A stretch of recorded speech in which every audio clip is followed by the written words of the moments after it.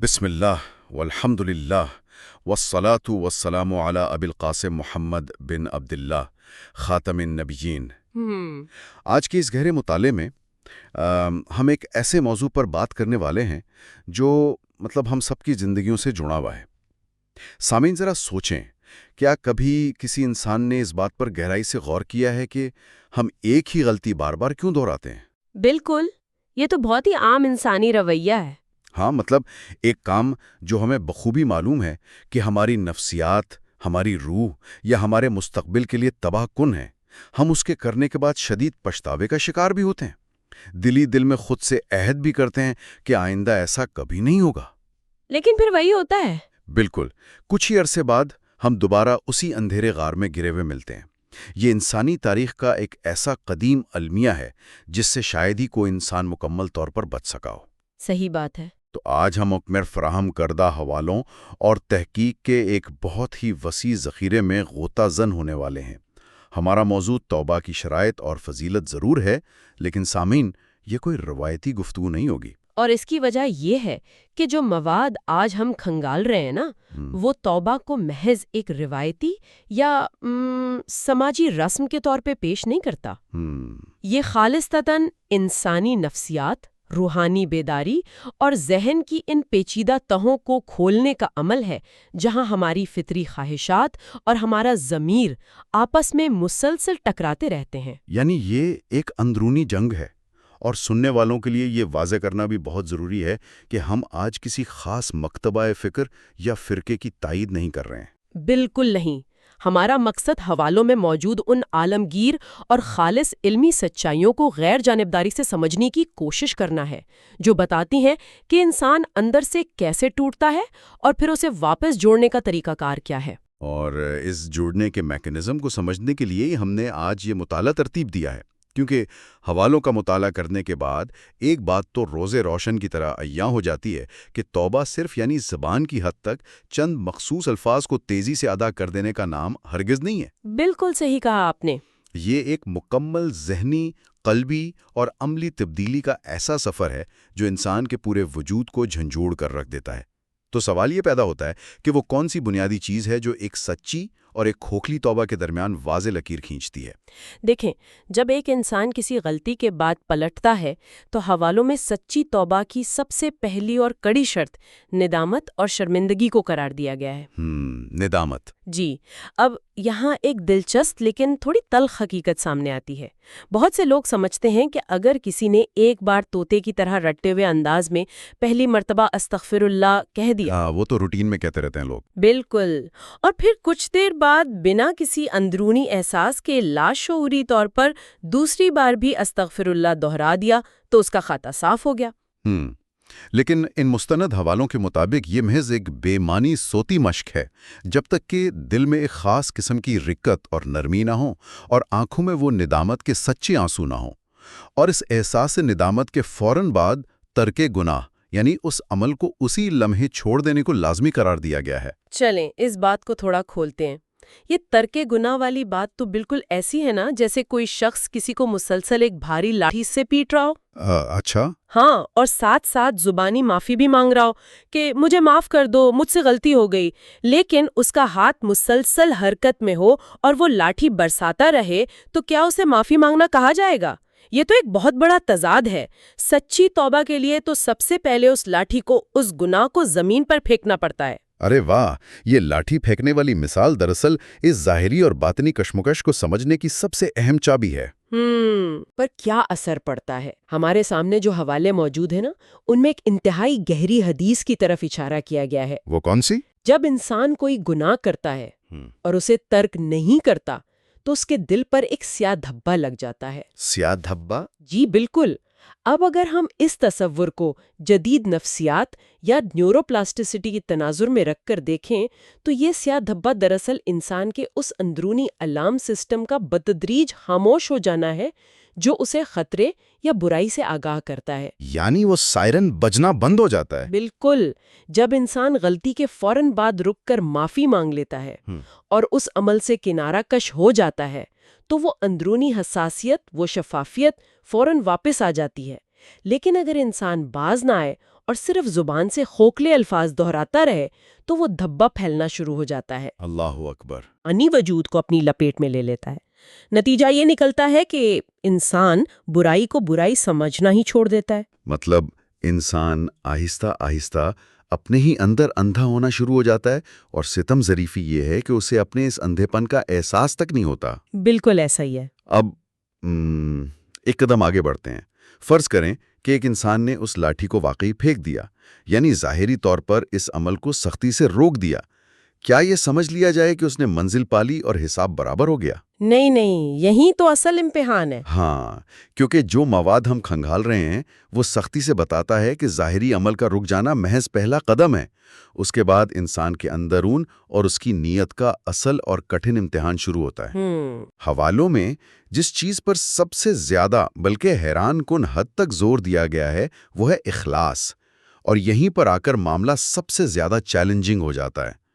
ان حوالوں کے مطابق اگر ایک انسان نے گناہ کو چھوڑ دیا ہے لیکن اس کے دل کے کسی انتہائی پوشیدہ کونے میں اس گناہ کی لذت، اس کی یاد یا اس کی مٹھاس اب بھی باقی ہے، تو یہ توبہ قبولیت کے اعلیٰ درجے تک کبھی نہیں پہنچ پاتی۔ صحیح۔ اور یہاں مجھے حوالوں میں درج وہ واقعہ یاد آ رہا ہے جو واقعی دل ہلا دینے والا ہے۔ جی بتائیں۔ حوالوں میں ایک ایسے شخص کا واقعہ درج ہے جس نے 60 سال تک تنہائی میں مسلسل عبادت کی۔ 60 سال؟ یہ تو ایک پوری زندگی ہے۔ جی ہاں، سخت ریاضتیں کی، لیکن آپ حیران ہوں گے کہ اس کی توبہ صرف اس لیے نامکمل اور رد کر دی گئی کیونکہ دل کی گہرائی میں اسے اب بھی اس پرانے گناہ کی حلاوت اور اس کا مزہ یاد آتا تھا۔ ارے باپ رے، یہاں بات واقعی بہت دلچسپ ہو جاتی ہے۔ مطلب انسانی نفسیات کے زاویے سے تو ایک شدید الجھن پیدا ہوتی ہے۔ کیا یہ مطالبہ انسانی فطرت کے خلاف نہیں لگتا؟ آپ کا اشارہ کس نفسیاتی پہلو کی طرف ہے؟ اشارہ اس طرف ہے کہ انسانی دماغ تو یادوں کو، خاص طور پر ان یادوں کو جو اسے وقتی سکون، خوشی یا ڈوپامائن دیتی رہی ہوں، بہت مضبوطی سے محفوظ کر لیتا ہے۔ بالکل، یہ تو سائنس بھی مانتی ہے۔ ہاں، یہ تو بالکل ایک لت یا ایڈکشن کی طرح کام کرتا ہے۔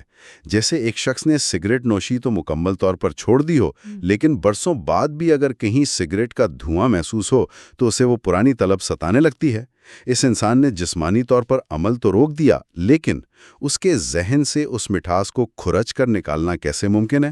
کیا انسان زبردستی اپنی یادداشت کو مٹا سکتا ہے؟ یہ ایک انتہائی بنیادی اور طاقتور سوال ہے، اور دراصل یہی وہ مقام ہے جہاں اکثر انسان شکست کھا جاتے ہیں۔ محض دبانے یا زبردستی روکنے کا عمل کبھی بھی نفسیاتی یا روحانی طور پر پائیدار نہیں ہوتا۔ حوالوں میں اس کا جو حل بتایا گیا ہے وہ اندھیرے سے لڑنا نہیں ہے۔ تو پھر کیا ہے؟ وہ وہاں ایک نئی اور زیادہ طاقتور روشنی لے کر آنا ہے۔ کسی چیز کی پرانی لذت کو دماغ اور دل سے محو کرنے کا واحد طریقہ یہ ہے کہ اسے ایک بہت بڑی، نہایت سچی اور غیر فانی محبت کے ساتھ بدل دیا جائے، اسے ریپلیس کر دیا جائے۔ ریپلیس کر دیا جائے، اچھا۔ جی، ہمارے مطالعے میں ایک بڑا ہی خوبصورت اور علامتی واقعہ شامل ہے۔ جی، حضرت عیسیٰ علیہ السلام کا گزر ایک باغ سے ہوا جہاں ایک نوجوان پودوں کو پانی دے رہا تھا۔ صحیح۔ اس نوجوان نے ایک عجیب سی درخواست کی۔ اس نے کہا کہ اللہ سے دعا کریں کہ مجھے اپنے عشق کا، اپنی محبت کا محض ایک ذرہ عطا کر دے۔ جواب ملا کہ انسان کے محدود وجود کے اندر ایک ذرے کو برداشت کرنے کی سکت نہیں ہے۔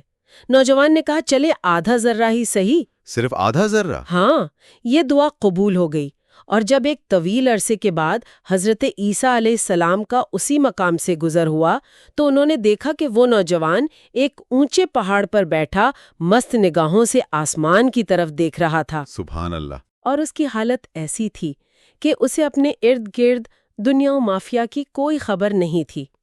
عشق الہی کے اس آدھے ذرے نے اس کے دل سے باقی تمام لذتوں کو، تمام جسمانی کششوں کو ایسے جلا کر راکھ کر دیا تھا جیسے ان کا کبھی وجود ہی نہ تھا۔ کیا کمال کی بات ہے!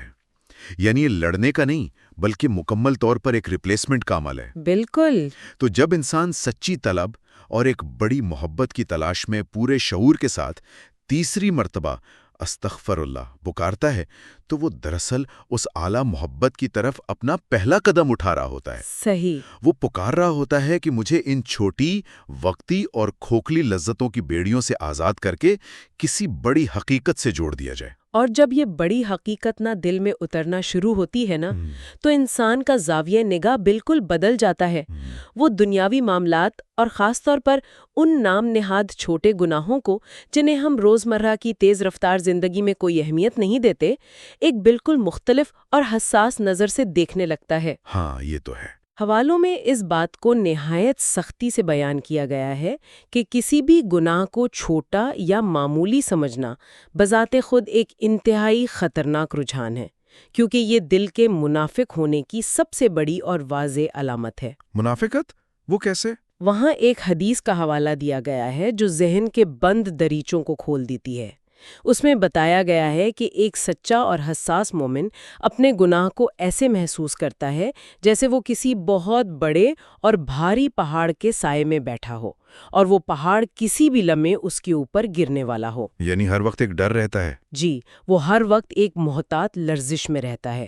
اس کے برعکس ایک منافق اور بے حس انسان اپنے گناہ کو کیا سمجھتا ہے؟ کیا سمجھتا ہے؟ وہ اسے محض اپنی ناک پر بیٹھنے والی ایک مکھی محسوس کرتا ہے، جسے اس نے ہلکا سا ہاتھ ہلا کر اڑا دیا اور سمجھا کہ معاملہ ہمیشہ کے لیے ختم ہو گیا۔ ارے باپ رے، یہ پہاڑ اور مکھی والا تقابل بہت طاقتور اور چشم کشا ہے۔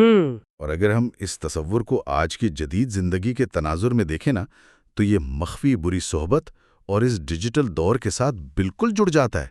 آج کل تو ہمیں بری صحبت کا شکار ہونے کے لیے کسی خراب محلے میں جانے کی ضرورت ہی نہیں ہے۔ بالکل، وہ تو ہر وقت ہمارے ساتھ ہے۔ جی ہاں، یہ مخفی صحبت اسمارٹ فونز اور سوشل میڈیا کی صورت میں ہر انسان کے ہاتھ میں اور اس کے بیڈ روم تک موجود ہے۔ ہم روزانہ اسکرین پر سینکڑوں ایسی چیزیں دیکھتے ہیں جو آہستہ آہستہ ہمارے ضمیر کو سن کر رہی ہوتی ہیں۔ صحیح بات ہے۔ ہم بس انگلیاں رگڑتے ہوئے اسکرین کو اسکرول کرتے ہیں، اور وہ پہاڑ جیسے اعمال ہمارے لیے ناک پر بیٹھنے والی مکھی بن جاتے ہیں۔ یہ تو بالکل ایسا ہے جیسے کوئی انتہائی قیمتی اور بے داغ سفید قالین ہو، جسے اس قالین کی واقعی پرواہ ہوگی وہ اس پر لگنے والے ایک سوئی کے برابر داغ کو دیکھ کر بھی شدید پریشان ہو جائے گا کہ یہ کیسے لگ گیا۔ بالکل، لیکن جس کا قالین پہلے ہی گندا ہو، ہر طرف کیچڑ کے نشانات اور دھبے ہوں، اسے مزید گندے جوتوں سے اس پر چلنے میں کیا فرق پڑے گا؟ وہ مزید داغوں کو دیکھ کر بالکل پریشان نہیں ہوگا۔ یہ جو آپ نے بے حسی اور کیچڑ کی بات کی، ہمارے حوالوں میں ایک بہت ہی مشہور بزرگ کا واقعہ اس کیفیت کو اور بھی زیادہ واضح کر دیتا ہے۔ وہ کون سا واقعہ ہے؟ ایک بزرگ کہیں جا رہے تھے اور راستے میں بارش کا پانی اور کیچڑ جمع تھا۔ وہ اپنا لباس سمیٹ کر نہایت احتیاط کے ساتھ کناروں پر چلنے کی کوشش کر رہے تھے تاکہ کیچڑ کا ایک چھوٹا سا چھینٹا بھی نہ پڑ جائے۔ ظاہر ہے، احتیاط تو کرتے ہیں ایسے۔ لیکن اچانک تمام تر احتیاط کے باوجود ان کا پاؤں پھسلا اور وہ کیچڑ کے بیچوں بیچ جا گرے۔ اب جب وہ اٹھے اور دیکھا کہ ان کا سارا لباس لت پت ہو چکا ہے، تو انہوں نے وہ ساری احتیاط وہیں چھوڑ دی۔ اچھا؟ ہاں، اور جان بوجھ کر اس گہرے کیچڑ میں چھینٹے اڑاتے ہوئے چلنے لگے، اور ساتھ ہی زاروں قطار پھوٹ پھوٹ کر رونے لگے۔ حیرت کی بات ہے، لوگوں نے پوچھا نہیں کہ کیا کر رہے ہیں آپ؟ بالکل پوچھا۔ لوگوں نے حیرت سے پوچھا کہ پہلے اتنی احتیاط اور اب یہ حال، اور رو کیوں رہے ہیں؟ انہوں نے جو جواب دیا وہ پوری انسانی نفسیات کے نچوڑ تھا۔ انہوں نے کہا، یہ انسان کے باطن کا، اس کی روح کا حال ہے۔ اللہ اکبر۔ جب تک وہ گناہوں اور برائیوں سے بچتا ہے، وہ بچتا رہتا ہے اور ہر قدم پھونک پھونک کر رکھتا ہے۔ لیکن جب وہ ایک بار پھسل کر کسی معمولی سمجھے جانے والے گناہ میں گرتا ہے اور اس داغ کی پرواہ نہیں کرتا، تو پھر وہ اس گندگی کی دلدل میں بے دھڑک دھنستا چلا جاتا ہے۔ یعنی وہ سوچتا ہے کہ اب تو خراب ہو ہی گیا ہے۔ جی، جسے جدید نفسیات کی زبان میں what the hell ایفیکٹ بھی کہا جاتا ہے، کہ اب تو میں برا بن ہی گیا ہوں تو مزید کر لو۔ یہ واقعی ایک خوفزدہ کر دینے والا پہلو ہے کہ انسان کس تیزی سے نیچے گر سکتا ہے، اور اس کا اپنا ذہن کیسے اس گرنے کو جواز فراہم کرتا ہے، اور اس مسلسل گرنے کے عمل سے بچنے کے لیے ہی ہر وقت چوکنا رہنا پڑتا ہے۔ بالکل صحیح کہا آپ نے۔ ایک انسان کا دل کی گہرائیوں سے چوتھی مرتبہ استغفر اللہ پکارنا گویا اس کیچڑ کو صاف کرنے کے لیے فوراً پانی بہانے کے مترادف ہے، تاکہ دل کا وہ سفید قالین دوبارہ بے حس ہونے سے بچ جائے۔ لیکن اب ذرا تصویر کا دوسرا رخ بھی دیکھتے ہیں۔ جی۔ اب تک کی گفتگو سے ایسا لگتا ہے کہ توبہ کی شرائط حد سے زیادہ کڑی ہیں۔ دل کا مکمل بدلنا، لذتوں کا جڑ سے چھوٹنا، پرانی یادوں کو مٹانے کی کوشش اور ہر چھوٹی غلطی کو پہاڑ جیسا بوجھ محسوس کرنا، تو سننے والے کے ذہن میں لازمی طور پر یہ سوال ابھرتا ہے کہ اس قدر کڑی محنت کا صلہ آخر کیا ہے؟ اگر کوئی شخص اس اذیتناک مرحلے سے گزر کر اپنا آپ بدل لے تو اسے آخر ملے گا کیا؟ دیکھیں، جو حوالوں میں اس محنت کا صلہ بتایا گیا ہے نا، وہ انسان کے وہم و گمان سے بھی کہیں بڑا ہے۔ سچی توبہ کی فضیلت محض گناہوں سے بریت یا چھٹکارا نہیں ہے۔ ایسا نہیں ہے کہ بس آپ کا خاتہ صفر کر دیا گیا اور آپ کو تنہا چھوڑ دیا گیا۔ تو پھر کیا ہوتا ہے؟ حوالوں کے مطابق اللہ تعالیٰ سچے دل سے توبہ کرنے والے انسان کو اپنا محبوب بنا لیتا ہے۔ اس کا انتہائی واضح ثبوت قرآنی آیت ان اللہ یحب التوابین میں ملتا ہے کہ بے شک اللہ توبہ کرنے والوں سے محبت کرتا ہے۔ سبحان اللہ، محبوب بنا لیتا ہے۔ اور اس سے بھی بڑھ کر ایک حیران کن تصور یہ سامنے آتا ہے کہ یہ سچا عمل انسان کے پچھلے تمام سیاہ گناہوں کو روشنی میں یعنی نیکیوں میں تبدیل کر دیتا ہے۔ گناہوں کو نیکیوں میں؟ جی ہاں، یہاں تک کہا گیا ہے کہ اگر اس ندامت اور خوف کی حالت میں انسان کی آنکھ سے مکھی کے سر کے برابر بھی ایک چھوٹا سا آنسو نکل آئے تو وہ اس شخص کے لیے دوزخ کی آگ کو ہمیشہ کے لیے حرام کر دیتا ہے۔ ایک منٹ، یہاں ایک بہت بڑی منطقی الجھن پیدا ہوتی ہے۔ وہ کیا؟ مطلب اگر ایک سچے آنسو سے اتنی بڑی معافی مل جاتی ہے اور پچھلے تمام گناہ نیکیوں کے پہاڑ میں بدل جاتے ہیں، تو پھر کیا کوئی شخص یہ نہیں سوچ سکتا کہ ٹھیک ہے، اگر آخر میں اتنی بڑی آفر موجود ہے تو کیوں نہ پہلے دل کھول کر ہر طرح کی لذت کا مزہ چکھ لیا جائے، خوب گناہ کر لیے جائیں، تاکہ جب بعد میں زندگی کے آخری حصے میں وہ توبہ کرے تو اس کے پاس نیکیوں میں تبدیل کروانے کے لیے گناہوں کا ایک بہت بڑا ذخیرہ موجود ہو۔ کیا رحمت کا یہ تصور ایک قسم کی منافقت کو جنم نہیں دیتا؟ یہ وہ سوال ہے جو بظاہر بہت منطقی لگتا ہے اور اکثر ذہنوں میں الجھن پیدا کرتا ہے، لیکن حوالوں کی گہرائی ہمیں ایک مختلف ہی سطح پر لے جاتی ہے۔ اس کا بنیادی جواب اس بات میں پوشیدہ ہے کہ مقصود گناہ کرنا ہرگز نہیں ہے، مقصود خالق کی اس بے پایا رحمت کا ظہور ہے۔ رحمت کا ظہور؟ جی، حوالوں میں ایک حدیث قدسی کا ذکر بڑی تفصیل سے ملتا ہے، جس میں فرمایا گیا کہ اگر انسان گناہ نہ کرتے تو اللہ ایک ایسی مخلوق پیدا کرتا جو گناہ کرتی اور پھر ندامت کے ساتھ اللہ سے معافی مانگتی تاکہ اللہ انہیں بخش دیتا۔ کیا بات ہے! مطلب خالق کو بندے کا پلٹنا کتنا پسند ہے۔ بالکل۔ اب اس کا مطلب یہ نہیں کہ خالق کو ہماری برائی پسند ہے، اس کا اصل مطلب یہ ہے کہ جب انسان اپنی انا کو کچلتا ہے، اپنے غرور کو مٹی میں ملاتا ہے اور اپنی کمزوری کا اعتراف کرتے ہوئے اپنے رب کے سامنے جھکتا ہے تو وہ کیفیت، وہ ٹوٹنا رب کو بے حد پسند ہے۔ صحیح۔ وہ نہیں چاہتا کہ انسان فرشتوں کی طرح معصوم ہونے کے غرور میں مبتلا ہو جائیں، لہٰذا اس نظام کا غلط فائدہ اٹھانے کی سوچ بذات خود اس اخلاص کے منافی ہے جس کا ہم نے پہلے ذکر کیا۔ بالکل، وہ تو ایک دھوکہ ہو گیا۔ جی، اس کے برعکس جب ایک انسان اس بے مثال رحمت کا ادراک کر لیتا ہے تو وہ شکر گزاری کے ایک گہرے احساس میں ڈوب کر پوری روحانی طاقت کے ساتھ 5ویں مرتبہ استغفر اللہ کی صدا بلند کرتا ہے۔ یہ الفاظ محض بخشش کی طلب نہیں رہتے، بلکہ یہ اس عظیم ہستی کی محبت اور اس کے کرم کا بھرپور اعتراف بن جاتے ہیں۔ واہ، یہ واقعی ایک بالکل نیا تناظر ہے۔ یہ رحمت کا ایسا دروازہ ہے جو ہر وقت کھلا ہے۔ لیکن اگر ہم اس عمل کی عملی زندگی میں ٹائمنگ کی بات کریں تو ہم معاشرے میں اکثر ایک خاص قسم کا رویہ دیکھتے ہیں۔ کیسا رویہ؟ مطلب لوگ عموماً یہ سمجھتے ہیں کہ داڑھی رکھنا، ہاتھ میں تسبیح پکڑ کر استغفار کرنا اور توبہ کے عمل سے گزرنا، یہ سب تو بڑھاپے اور ریٹائرمنٹ کے کام ہیں۔ ہاں، یہ بہت عام سوچ ہے کہ جب انسان کی زندگی میں کوئی اور سرگرمی نہ رہے نا، تب اسے ان چیزوں کی طرف توجہ کرنی چاہیے۔ لیکن جو تحقیق ہمارے سامنے ہے وہ ایک بالکل مختلف بیانیہ پیش کرتی ہے۔ ان کے مطابق نوجوانی اور شباب کے دور کی توبہ سب سے افضل اور طاقتور ترین بتائی گئی ہے۔ بالکل۔ اور یہ منطقی بھی لگتا ہے۔ ذرا تصور کریں، جب ایک انسان کے جسم میں خون گرم ہو، خواہشات اپنے پورے عروج پر ہو، دنیا اپنی تمام تر رنگینیوں کے ساتھ اسے اپنی طرف کھینچ رہی ہو، اور اس کے پاس گناہ کرنے کی پوری جسمانی طاقت بھی موجود ہو۔ اب ان تمام کششوں پر قابو پانا، ان طوفانوں کے بیچ کھڑے ہو کر رخ موڑ لینا، اسے حوالوں میں شیوہ پیغمبری کہا گیا ہے۔ بے شک، طاقت ہونے کے باوجود رک جانا ہی تو اصل امتحان ہے۔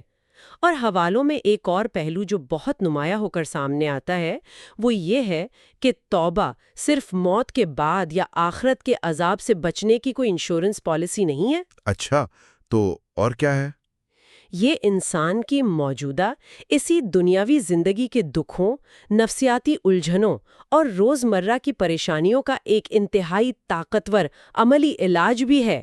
جو انسان مستقل استغفار اور توبہ کو اپنے وجود پر لازم کر لیتا ہے، اللہ اسے زندگی کی ہر تنگی، ہر بند گلی سے نکال دیتا ہے۔ کیا بات ہے! اور اسے وہاں سے رزق، آسانیاں اور سکون عطا کیا جاتا ہے جہاں سے اس کا گمان اور سوچ بھی نہیں جا سکتی۔ یعنی یہ بات بہت واضح ہو گئی کہ توبہ صرف ماضی کی پرانی غلطیوں کو مٹانے والا کوئی ربڑ نہیں ہے، بلکہ یہ تو آج کی موجودہ پریشانیوں، ذہنی تناؤ اور زندگی کے بند دروازوں کو کھولنے والی ایک ماسٹر کی ہے۔ بالکل صحیح سمجھے آپ، یہ زندگی کی گاڑی کو رواں رکھنے والا اصل ایندھن ہے۔ اسی لیے حوالوں سے ہمیں معلوم ہوتا ہے کہ نبی کریم صلی اللہ علیہ وسلم، جو کہ ہر قسم کے گناہوں سے پاک اور معصوم ہستی تھے، وہ بھی ایک دن میں 100 مرتبہ بخشش مانگا کرتے تھے۔ 100 مرتبہ؟ معصوم ہونے کے باوجود؟ جی ہاں، اس کے پیچھے گہری حکمت تھی۔ وہ ہمیں یہ سکھا رہے تھے کہ استغفار کوئی ایمرجنسی بریک نہیں ہے جسے صرف اس وقت دبایا جائے جب انسان کسی حادثے کا شکار ہو، بلکہ یہ تو اس زندگی کا مسلسل عمل ہے۔ مسلسل عمل ہے۔ در حقیقت اگر دیکھا جائے تو اس کائنات میں انسان کا سب سے بڑا گناہ اور اپنی جان پر سب سے بڑا ظلم یہی ہے کہ وہ گناہ کرنے کے بعد، گرنے کے بعد توبہ ہی نہ کرے۔ گناہ کرنا اتنا بڑا مسئلہ نہیں ہے جتنا گناہ کے بعد اس احساس ندامت کا مر جانا ہے۔ ضمیر کا مر جانا یہ اصل موت ہے۔ بالکل۔ اور اس مردینی سے، اس روحانی موت سے بچنے کا ایک ہی راستہ ہے کہ انسان اپنی اس مختصر سی زندگی کو ایک دائمی دعا میں تبدیل کر لے۔ وہ خالق کے ساتھ ایک مسلسل رابطے میں رہے اور کثرت کے ساتھ ایک سچی طلب لے کر 6 مرتبہ استغفر اللہ، اور پھر اسی اخلاص کے ساتھ 7ویں مرتبہ استغفر اللہ کی پکار کو اپنے باطن کا مستقل حصہ بنا لے، تاکہ اس کا دل کبھی غفلت کے اندھیرے کا شکار نہ ہو۔ اور یہی وہ شعوری بیداری ہے جس کی طرف یہ تمام حوالے انسان کی رہنمائی کرنا چاہتے ہیں۔ یہ صرف عمل کو روکنے کا نہیں بلکہ وجود کو نئے سرے سے تعمیر کرنے کا پیغام ہے۔ واقعی یہ دل و دماغ کی تہیں کھول دینے والا مطالعہ تھا۔ ہم نے دیکھا کہ توبہ محض ہونٹوں کی جنبش نہیں، بلکہ دل کی وہ کایا پلٹ ہے جو انسان کے دیکھنے اور محسوس کرنے کے پورے نظام کو بدل کر رکھ دیتی ہے۔ بالکل صحیح۔ آج کے اس مطالعے سے ایک بات جو سب سے زیادہ چونکا دینے والی لگی وہ یہی تھی کہ توبہ نہ کرنا بذات خود اپنی ذات پر ایک ایسا ظلم ہے جس کی کوئی معافی نہیں۔ اور یہ روح پر سب سے بھاری، سب سے تکلیف دہ بوجھ ان غلطیوں اور گناہوں کا نہ ہو جو ہم نے نادانی یا بشری کمزوری میں آ کر کیے تھے، صحیح، بلکہ سب سے بھاری بوجھ اس معافی کا ہو جو ہم نے تکبر، غفلت یا لاپرواہی کی وجہ سے کبھی مانگی ہی نہیں۔ وہ معافی جو ہر وقت، ہر لمحہ بس ایک سچے آنسو اور دل کی گہرائی سے نکلنے والی ایک سچی پکار کے فاصلے پر ہماری منتظر تھی۔ ھذا ما عندی واللہ ورسولہ عالم بالصواب۔ بسم اللہ والحمد للہ والصلاة والسلام علی ابی القاسم محمد ابن عبداللہ خاتم النبیین۔ تو اگر ہم ایک لمحے کے لیے تصور کریں کہ کوئی انسان ایک یا دو نہیں بلکہ پورے 100 بے گناہ افراد کا قتل کر دے۔ ایک بہت ہی بھیانک تصور ہے۔ بالکل، اور پھر اسے کسی بھی قسم کی یعنی روحانی یا اخلاقی سزا کا سامنا ہی نہ کرنا پڑے۔ بظاہر تو یہ بات بالکل ناممکن اور غیر منطقی لگتی ہے۔ اور انسان کے بنائے ہوئے انصاف کے تو بالکل منافی ہے۔ جی ہاں، لیکن آج جس موضوع کا تفصیلی جائزہ لینے والے ہیں نا، وہ انسان کے بنائے ہوئے انصاف اور معافی کے ان تمام تصورات کو بدل کے رکھ دیتا ہے۔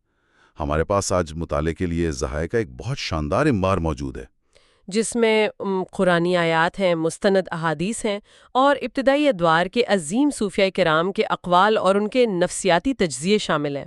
صحیح. اور ان سب ذرائع کی مدد سے ہمارے آج کے اس تفصیلی جائزے کا جو مشن ہے وہ یہ ہے کہ ہم توبہ کی اصل حقیقت اور اس کے جوہر کو سمجھیں. کیونکہ دیکھیں، ہم عموماً اسے محض زبان سے ادا کیا جانے والا ایک روایتی لفظ سمجھتے ہیں. جی، ایک میکینیکل سا عمل بن گیا یہ. بالکل. ہم دن میں کئی بار کبھی ٹریفک میں پھنس کر یا کبھی کسی چھوٹی سی الجھن پر محض عادت کے طور پر استغفر اللہ کہہ دیتے ہیں. لیکن ہمارے ذرائع بتاتے ہیں کہ یہ کوئی کھوکھلا لفظ نہیں ہے. ہاں، بلکہ یہ انسان کے اندر کی ایک مکمل تبدیلی، ایک نفسیاتی انقلاب اور خالق کی طرف واپسی کا ایک طویل سفر ہے. یہ جو واپسی کے سفر کی آپ نے بات کی نا، اس پر ہمارے ذرائع بہت زور دیتے ہیں. مطلب روزمرہ کی زندگی میں معافی مانگنا کتنا سطحی ہو چکا ہے نا.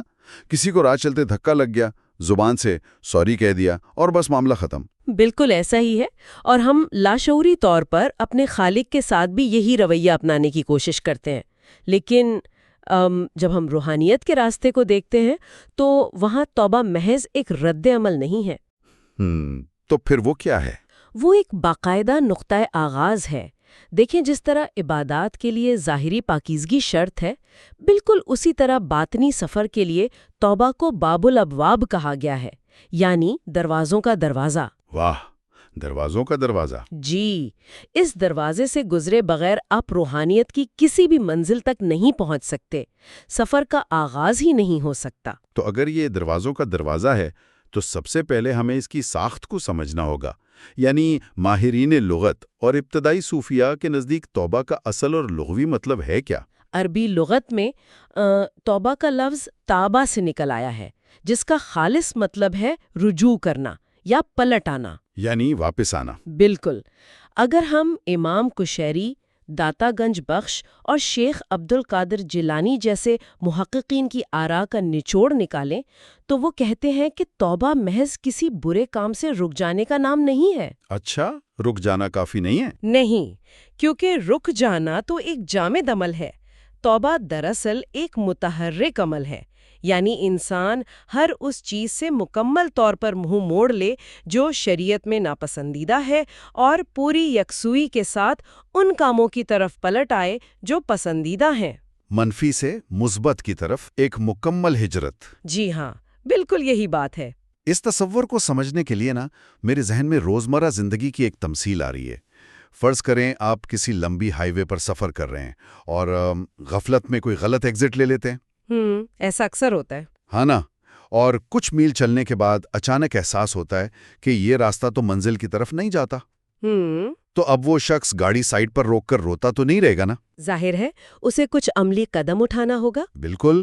وہ فوراً وہاں سے یو ٹرن لے گا اور واپس درست راستے کی طرف سفر شروع کر دے گا. یہ ہائی وے کی مثال بہت زبردست ہے. اگر ہم اسے خالق کی صفات کے تناظر میں دیکھیں تو بات اور بھی واضح ہو جاتی ہے. قرآن مجید میں اللہ نے اپنی پہچان جس صفت سے کروائی ہے وہ تواب ہے. تو یعنی بہت زیادہ توبہ قبول کرنے والا؟ جی، اور بار بار قبول کرنے والا. اس کا میکینزم یہ ہے کہ جب بندہ اپنی غلط سمت کا احساس کر کے وہ روحانی یو ٹرن لیتا ہے تو اللہ اسے اس کٹھن راستے پر تنہا نہیں چھوڑتا. یعنی مدد شامل حال ہو جاتی ہے؟ بالکل. جب کوئی شخص واقعی سچے دل کی تڑپ کے ساتھ استغفر اللہ پڑھتا ہے تو وہ صرف ایک لفظ نہیں بول رہا ہوتا، وہ اس ہائی وے پر اپنی سمت تبدیل کر رہا ہوتا ہے. اور پھر جواب میں اللہ کی رحمت اسے اپنی لپیٹ میں لے لیتی ہے. 100% ایسا ہی ہے. اس کا سفر آسان ہو جاتا ہے. لیکن یہاں ایک فطری سا سوال پیدا ہوتا ہے. جب کوئی انسان یہ روحانی یو ٹرن لیتا ہے، یعنی برسوں کی نافرمانی کے بعد اچانک پلٹتا ہے، تو خالق کا رد عمل کیا ہوتا ہے؟ یہ بہت اہم سوال ہے. کیا اس میں کوئی ناراضگی ہوتی ہے کہ تم اتنی دیر سے کیوں آئے؟ دیکھیں، انسانوں کی نفسیات اور خالق کی صفات میں یہی تو بنیادی فرق ہے. نبی اکرم صلی اللہ علیہ وسلم نے توبہ کی سب سے جامع تعریف ان الفاظ میں فرمائی ہے کہ الندم توبہ، یعنی ندامت ہی توبہ ہے. جی، اور جب یہ ندامت جاگتی ہے تو خالق کتنا خوش ہوتا ہے. اس کے لیے رسول اللہ صلی اللہ علیہ وسلم نے ایک بڑی طاقتور منظر کشی کی ہے. ایک حدیث ہے جس میں ایک شخص کسی خطرناک سنسان صحرا میں سفر کر رہا ہے جہاں دور دور تک کوئی آبادی نہیں ہوتی. بالکل. اس کے پاس ایک اونٹنی ہے جس پر اس کا سارا زادرہ کھانا اور پانی ہے۔ وہ تھک کر ایک درخت کے سائے میں سو جاتا ہے اور جب بیدار ہوتا ہے تو دیکھتا ہے کہ اونٹنی غائب ہے۔ اوہ، مطلب صحرا میں بغیر پانی اور سواری کے موت تو یقینی ہے۔ ہاں، وہ دھوپ میں اسے دیوانہ وار ڈھونڈتا ہے لیکن وہ نہیں ملتی۔ مایوسی کے عالم میں وہ دوبارہ اسی درخت کے نیچے آ کر لیٹ جاتا ہے کہ اب بس مرنا ہی ہے۔ ایک مکمل نا امیدی کی کیفیت۔ بالکل۔ اور پھر اچانک جب اس کی آنکھ کھلتی ہے تو کیا دیکھتا ہے کہ اس کی اونٹنی اپنے پورے ساز و سامان کے ساتھ اس کے سرہانے کھڑی ہے۔ واہ، کیا لمحہ ہوگا۔ وہ خوشی کی اس انتہا پر ہوتا ہے کہ اس کے منہ سے بے ساختہ نکلتا ہے، اے اللہ، تو میرا بندہ اور میں تیرا رب۔ یعنی خوشی کی شدت میں وہ جملہ ہی الٹ بول جاتا ہے۔ جذبات کے غلبے میں انسان کے حواس واقعی کھو جاتے ہیں۔ اور پھر نبی اکرم صلی اللہ علیہ وسلم فرماتے ہیں کہ اللہ تعالیٰ اپنے بندے کی توبہ پر اس صحرائی مسافر سے بھی زیادہ خوش ہوتا ہے جسے موت کے منہ میں دوبارہ زندگی مل گئی ہو۔ سبحان اللہ، یہ مثال واقعی انسان کو اندر تک ہلا دیتی ہے۔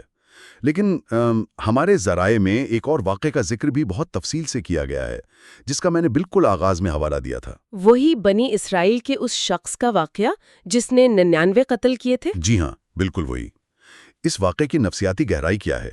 کیونکہ وہ تو عام انسان کے انصاف کے تصور کو پوری طرح چیلنج کرتا ہے۔ یہ واقعہ حقیقتاً رحمت الہی کی وسعت کو سمجھنے کے لیے ایک شاہکار ہے۔ یہ ایک ایسے شخص کی کہانی ہے جو 99 انسانوں کی جان لے چکا ہے، لیکن اچانک اس کا ضمیر جاگتا ہے، ایک بے چینی پیدا ہوتی ہے۔ تو وہ کسی صاحب علم کی تلاش میں نکلتا ہے نا؟ کہ کیا میرے لیے معافی کی کوئی گنجائش ہے؟ اب اس راہب کے پاس عبادت تو تھی، علم نہیں تھا۔ تو وہ اتنے قتل سن کر گھبرا گیا ہوگا۔ بالکل، اس نے فوراً کہا، نہیں، تمہارے لیے کوئی معافی نہیں۔ اور اس کے بعد جو ہوتا ہے وہ انسانی مایوسی کا انتہائی خطرناک پہلو ہے۔ وہ شخص غصے میں اس راہب کو بھی قتل کر دیتا ہے اور یوں 100 قتل پورے کر لیتا ہے۔ اس سے یہ ظاہر ہوتا ہے کہ جب کسی انسان سے امید چھین لی جائے تو مایوسی اسے مزید اندھیرے اور جرائم کی طرف دھکیل دیتی ہے۔ ایک بند دروازہ اسے مزید پرتشدد بنا دیتا ہے۔ 100% درست۔ لیکن 100 قتل کے باوجود اس کے اندر کی ندامت مرتی نہیں۔ وہ پھر جستجو کرتا ہے اور بالآخر ایک سچے عالم کے پاس پہنچ جاتا ہے۔ اور وہی سوال دہراتا ہے۔ جی، وہ پوچھتا ہے کہ میں نے 100 جانیں لی ہیں، کیا میری توبہ قبول ہو سکتی ہے؟ اب چونکہ وہ ایک سچا عالم تھا، اس نے جواب دیا، ہاں، تمہارے اور تمہاری توبہ کے درمیان کون حائل ہو سکتا ہے؟ یہ تو بہت بڑی بات ہے۔ لیکن ساتھ ہی عالم ایک بہت گہرا عملی مشورہ دیتا ہے۔ وہ سمجھ جاتا ہے کہ اس کا اصل مسئلہ اس کا وہ برا ماحول ہے جہاں وہ رہ رہا ہے۔ تو وہ اسے ہجرت کا مشورہ دیتا ہے۔ بالکل، وہ کہتا ہے کہ اس بری بستی کو فوراً چھوڑ دو اور فلاں نیک لوگوں کی بستی کی طرف چلے جاؤ۔ وہ شخص ایک لمحہ ضائع کیے بغیر سفر شروع کر دیتا ہے، لیکن راستے کے عین وسط میں اسے موت آ جاتی ہے۔ سفر کے بیچ میں ہی اب عذاب اور رحمت کے فرشتوں کے درمیان تنازع کھڑا ہو جاتا ہے۔ عذاب کے فرشتے کہتے ہیں اس نے زندگی بھر کوئی نیک کام نہیں کیا، جبکہ رحمت کے فرشتے دلیل دیتے ہیں کہ یہ سچے دل سے توبہ کر کے اللہ کی طرف پلٹ رہا تھا۔ تو اس کا فیصلہ کس بنیاد پر ہوتا ہے پھر؟ ذرائع بتاتے ہیں کہ اللہ ایک فرشتے کو انسانی روپ میں منصف بنا کر بھیجتا ہے۔ وہ فیصلہ سناتا ہے کہ زمین کو ناپو، یہ شخص جس بستی کے زیادہ قریب ہوگا اسی کے فرشتوں کے حوالے کیا جائے گا۔ اور پھر کیا ہوتا ہے؟ معجزہ یہ ہوتا ہے کہ اللہ کے حکم سے وہ نیک بستی والی زمین سکڑ جاتی ہے اور وہ شخص محض ایک بالشت کے فاصلے سے نیک بستی کے قریب پایا جاتا ہے، اور یوں اس کی سچی ہجرت کی وجہ سے اس کی مغفرت کر دی جاتی ہے۔ یہاں پر ایک بہت ہی سخت اور تنقیدی سوال ابھر کر سامنے آتا ہے۔ ایک انسان جس نے 100 بے گناہ جانیں لی ہوں، 100 قتل، استغفر اللہ، یہ سن کر ہی جھرجھری آ جاتی ہے کہ یہ کتنا لرزہ خیز عمل ہے۔ بالکل، بہت ہی لرزہ خیز ہے۔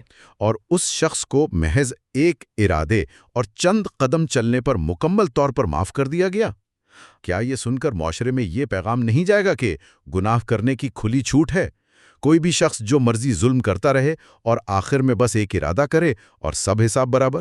یہ سوال بہت منطقی ہے اور ظاہراً یہ الجھن پیدا کر سکتا ہے، لیکن اگر ہم ان ذرائع کا اور اس عالم کے مشورے کا گہرائی سے جائزہ لیں تو میکانزم کچھ اور ہی نظر آتا ہے۔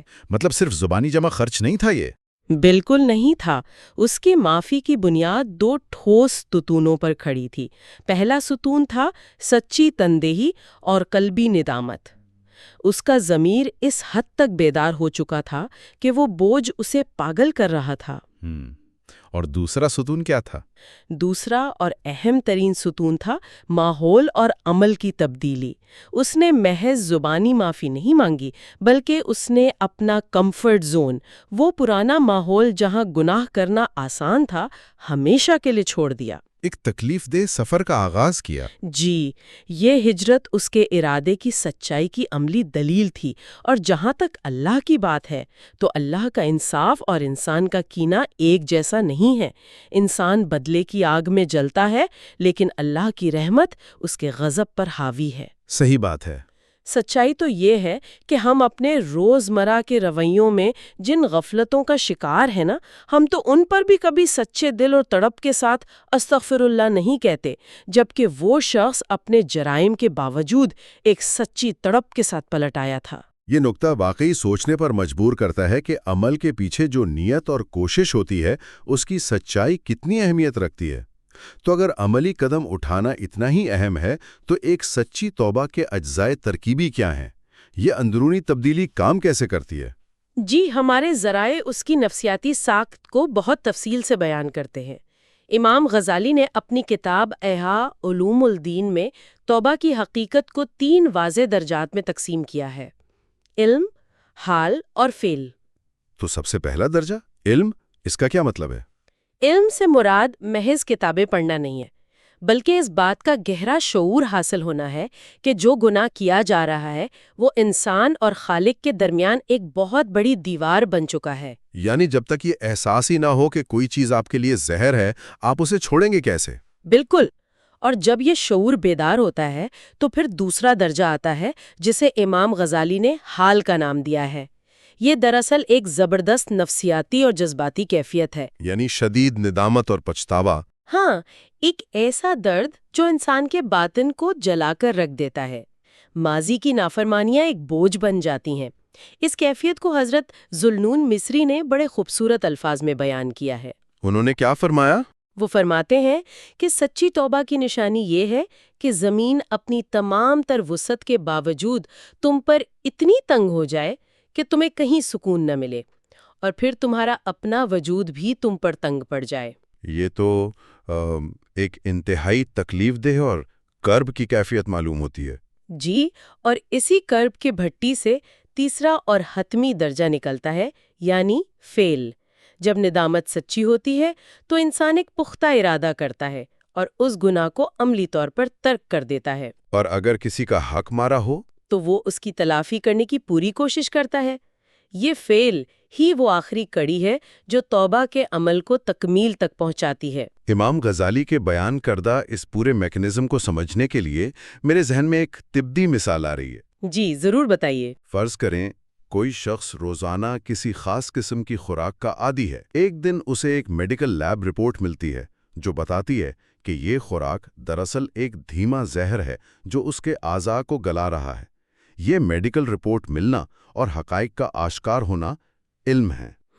بالکل درست۔ پھر اس رپورٹ کو پڑھ کر اس کے اندر جو خوف اور معدے میں تکلیف کا احساس ہوتا ہے، اپنی بے وقوفی پر جو پچھتاوا ہوتا ہے، وہ حال ہے۔ صحیح۔ اور آخر میں جب وہ شخص اس زہرآلود کھانے کو اٹھا کر ہمیشہ کے لیے کوڑے دان میں پھینک دیتا ہے اور صحت بخش غذا اپنا لیتا ہے تو یہ فعل ہے۔ یہ بہت ہی برمحل اور گہری تمثیل ہے۔ جب کوئی انسان اس روحانی زہر کو اپنی زندگی سے نکال باہر کرتا ہے اور ایک سچی ندامت کے ساتھ اللہ کے حضور استغفر اللہ کہتا ہے، تبھی دراصل اس کی روح کا علاج شروع ہوتا ہے۔ لیکن یہاں نا ایک بہت بڑا تضاد ابھر کر سامنے آتا ہے۔ جب توبہ کے اتنے فائدے ہیں، طریقہ کار اتنا منطقی ہے، تو انسان اتنی غفلت کا شکار کیوں ہے؟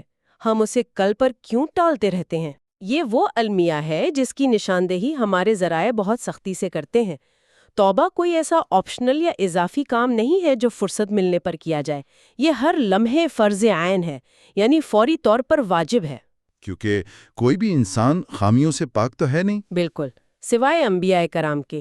یہاں تک کہ احادیث میں آتا ہے کہ خود نبی اکرم صلی اللہ علیہ وسلم جو خطاؤں سے پاک تھے وہ بھی دن میں 70 سے 100 مرتبہ استغفار فرمایا کرتے تھے۔ یہ تو امت کی تعلیم کے لیے ایک بہت بڑا سبق ہے۔ جی، ایک خاموش پیغام کہ جب تمہارا نبی دن میں اتنی بار استغفار کر رہا ہے تو تم کس غفلت میں زندگی گزار رہے ہو؟ تو پھر توبہ میں اس دانستہ تاخیر کا سب سے بڑا نفسیاتی اور روحانی خطرہ کیا ہے؟ تاخیر کا سب سے بھیانک نقصان وہ ہے جسے قرآن نے سورۃ المطففین میں رانا کہہ کر بیان کیا ہے، یعنی دلوں پر زنگ لگ جانا۔